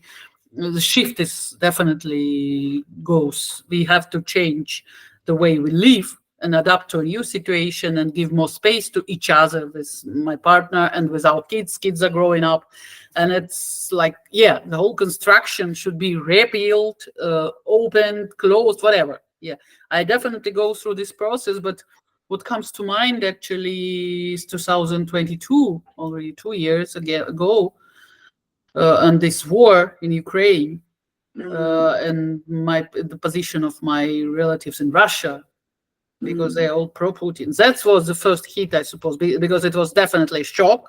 The whole war situation was a shock, and it moved enormous amount of energy in me. And when I look back, I think, like, Tanya, you should to take a sick leave already in March. Because I was devastated in February already, and I managed to go through 1 year later. I had to do it.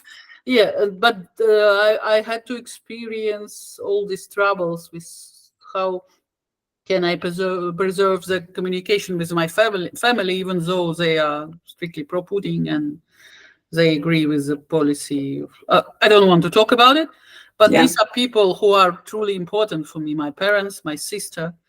And somehow we managed. I'm really happy. I definitely remember my thoughts, like, we had so much troubles in our lives, and my relations with my distant now family are troublesome. Yeah, were troublesome for years. But in this period, I felt like I was trying to keep connection to my parents, even less than them. They were trying to reach out and say, Tanya, you are important for us. It doesn't matter what we both think, but what both sides think, and what is the politics and whatever. And it was a truly challenging but heartwarming experience. So first it was heartbreaking, but when I understood that we are staying in contact, and both sides are really involved into keeping this contact. And now I would say my communication with my parents is now 10 times better than before. I would say it like this. We are That's open. awesome. Yeah, that's Yeah. good. And then But it was truly difficult. Yeah, and it was internal process. You're right. I had to process it all, and it took enormous amount of energy. Yeah, and then your Chiron squares your Mars, but it's in the second house, and the second house is about earned income and self-value and how you find that. Obviously, you're going through your changes at work, but also probably to processing, like kind of similar to me, which is, what is my worth here, and how do people value me, and how do I show up in the world as myself, and is it going to? I mean, you can speak to that a little bit more, I think. So yeah, that's the thing I'm working with now for at the moment. By the way, the situation with my son, yeah, is also a shock. Yeah, and I was shocked. Yeah. So okay, I'm really trying to simplify my life. No, it was also difficult, and it was also internal process, and self-worth. This is like maybe a year or less. I finally found that I do not have to care about anything. I just have to love myself truly.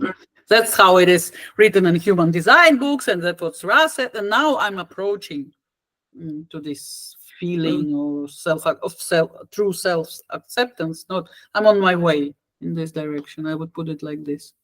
Yeah, that's one of the gifts I think that he brings is that mantra, is self-love, and and really embracing who we are instead of what people think or what people say we should be. And so that's a gift that he's given. So yeah, and I just find it's so fascinating. I think the themes that show up in our lives, sometimes they're in different timings, like our experience with our children is slightly different, but it's an interesting kind of, I think, case study for people that are very similar, and how the themes kind of match up in certain ways, and there's nuances to those themes. So I just wanted to look at really quickly the second hit, very quickly. Interesting. It's really interesting what you're talking about. Yeah, that can just continue. And so for the second hit, I could imagine something going on in my outer expression, what's happening to my career, but also what people are seeing, because your 10th house is where you meet the world, really, basically, which is, the moon is on my midheaven, so it depends. I think people receive me in depending on my mood, basically. And so, there's a Martian energy with the moon. So there's, about, and our Saturn is in Cancer, ruled by the moon. Now Mars is here. So there's definitely something going on, with my kids, or how I express myself, or my career, that I'm curious about. We'll see what really happens. Chiron is sitting here. I think it's very interesting that the Hygeia is coming up to our natal Hygeia for that extra healing too. But Chiron is sitting here up alone now. But Ceres is. Did you know that Ceres is, this is an asteroid, Ceres. It's right on our Mars, but Ceres is very present in actually Russia, in Russia's chart, and the cycles that happen in Russia. So I thought that was interesting. And then Neptune is right on our natal Ceres. So you've got the Mars and the moon in your 8th house. So, it's, and the 8th house is around other people's resources, and, our entanglements with others, money situations, things like that. So there might be something that comes up. It is the death house, but that I would caution you just to not worry so much about that, because it's just a Mars transit. It's not like, but there are themes around that. And then, Chiron is here. Let's see, where is Ceres? So it's on your Mars in your second house. So there's a lot of, so Ceres is around where we get our sustenance, and where we get our,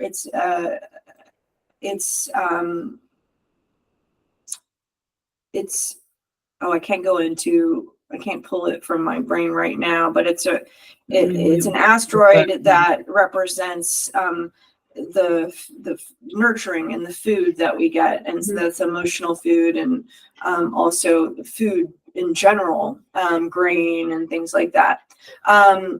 So, and then what else was there? Oh, you've got Venus right here on your ascendant, and then we have the sun on our Uranus, so, and that's in your 10th house. So it'll be interesting to see and to check in with each other about what's happening.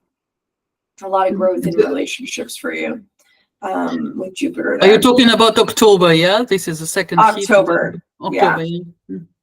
And then I thought was interesting in the third hit was the day after my son's birthday, and so I'm like, oh gosh, what is going? My son is 13 now, so he's going through a lot of changes.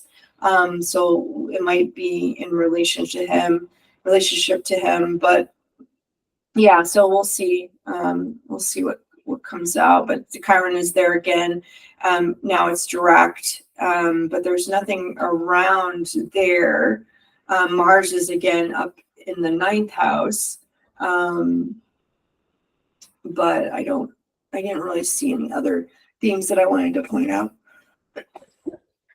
right now. But Jupiter is sitting right in your 7th house. A lot of expansion of relationship themes. Mine is in the 8th house, so we'll see. Hopefully there'll be some cash coming in. We'll see. We'll see what happens. But yeah, so we're running really late, so I want to get to our judgments. Okay. What are your judgments this week? So I found, I managed to find some interesting documentary made by Deutsche Welle in English, actually. Here in Germany, it is considered, and of course in Russia, is a propaganda channel, but I do find some of their productions really interesting, and documentaries especially, and I've been there one time. We were singing and they were filming us.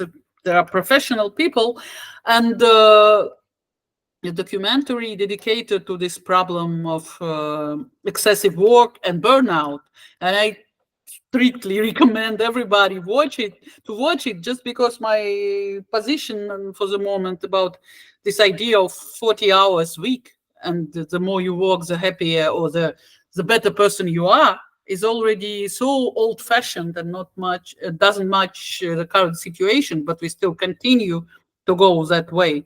And what I found especially funny was that they start this short film with reading some passages from this Second World War sabotage manual, which was handed over to resistance fighters in Europe. And the things that are pronounced there, they're like really corresponding with the current office strategy. Arranges much as the more meetings, the better. It is better when the decision would be taken by 3 or 4 persons, not the one person.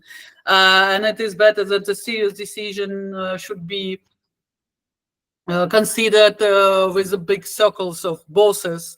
And that's the way how you can dramatically decrease production and destabilize the company from inside. That's what was recommended. And actually this resembles totally the current situation in office culture, and how it looks like from the outside. Lots of meetings, excessive work hours, difficult decision making, and the complications where you do not expect them.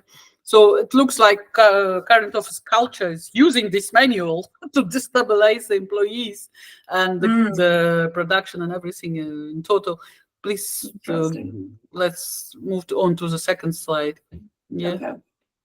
Yeah, the just this simple statistic can justify, can explain a lot of things, and that's how I feel being now wandering job and job market.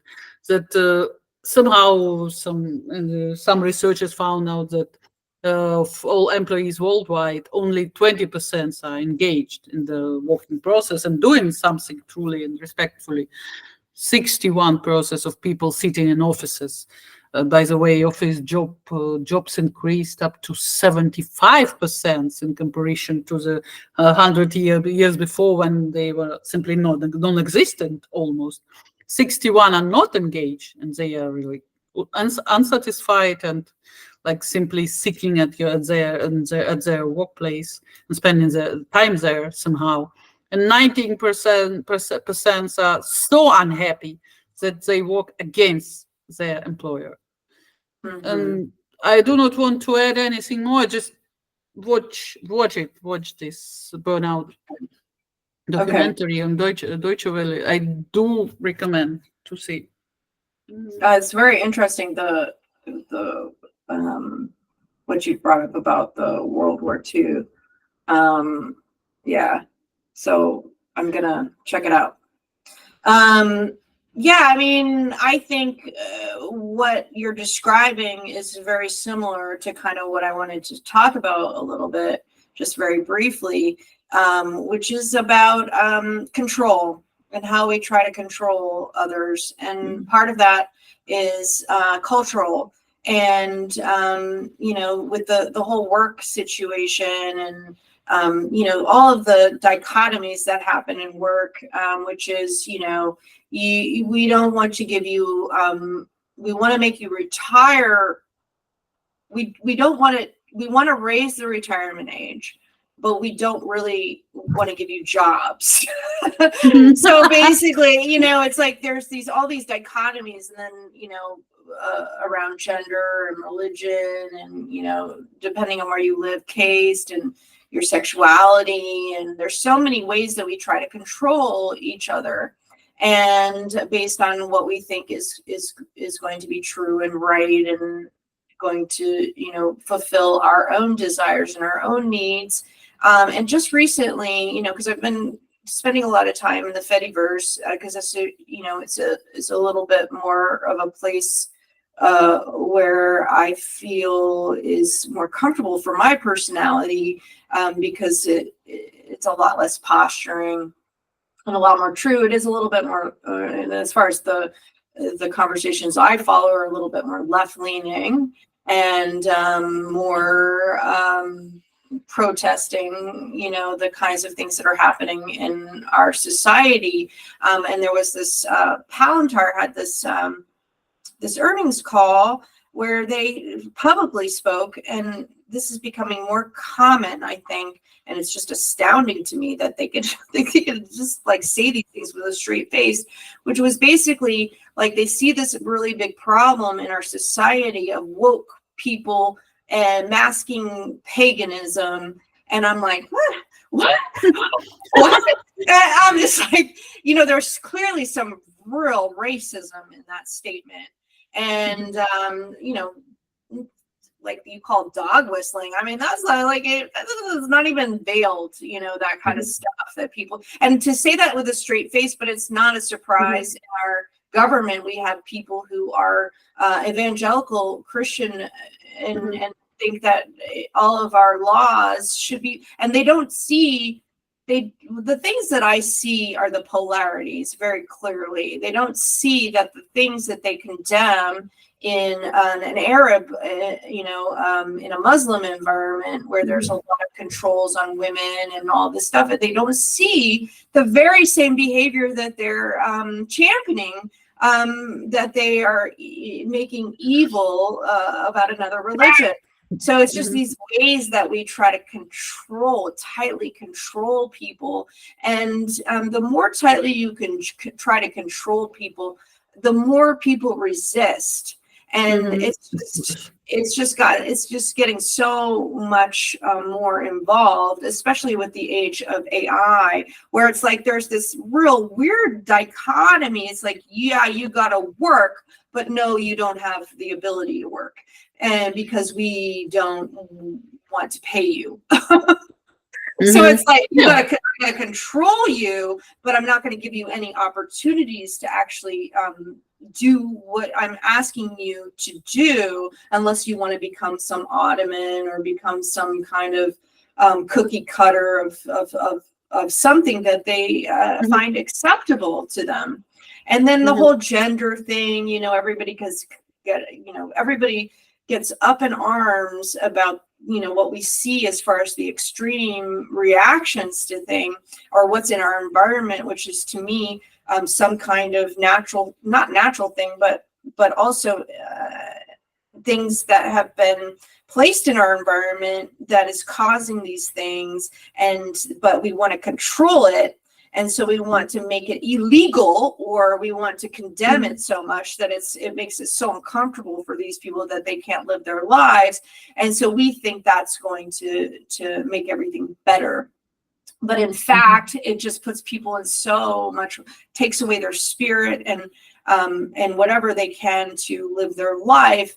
And it makes and creates the very same things that you don't like. And so it's kind of it's a weird misunderstanding of how things operate, I think, is these kind of oppositional forces, which is just, something that you watch and you just have no ability, I think.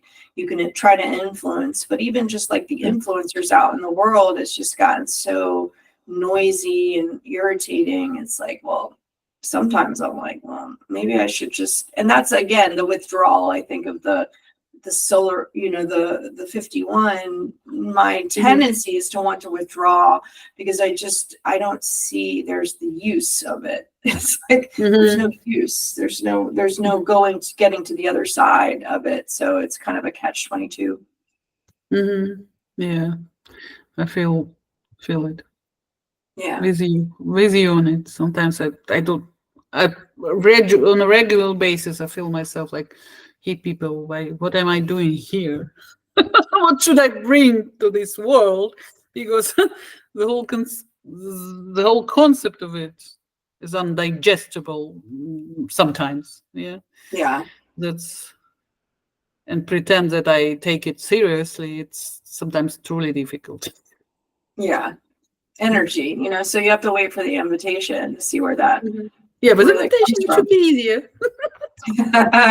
Hopefully I there's an hope. invitation next, because I'm like in this stuck place, but I'm gonna just write it out and see what happens. But yeah, we're pretty long here, so we probably should let the audience go if Mhm. they've stayed this long. But if they haven't, I really enjoyed conversing with you, Tatiana. It's always a joy.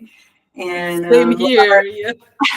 we'll have our next guest, and we're talking to another 5-1 next week, Mhm. and we'll be. I 2 weeks don't think later, I suppose. Yeah, but questions, but I think we're going to be Mhm. talking about some ego stuff next week. So hope you check that out.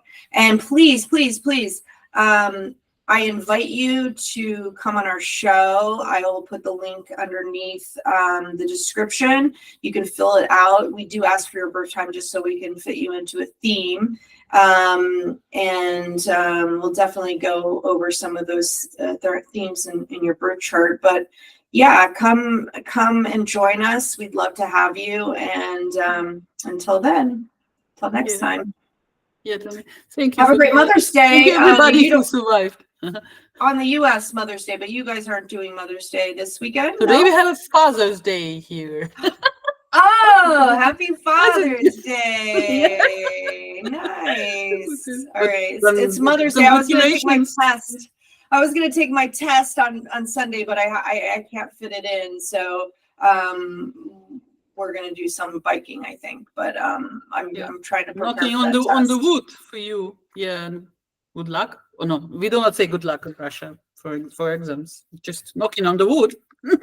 Yeah, So knocking that on we wood or recover. breaking your leg. Us too. Okay. All right. I'll see you later. Have a good Yeah, weekend. bye. Thank you. Bye, Yeah. everybody. Thank you, everybody. Bye. Oh, you stopped? No.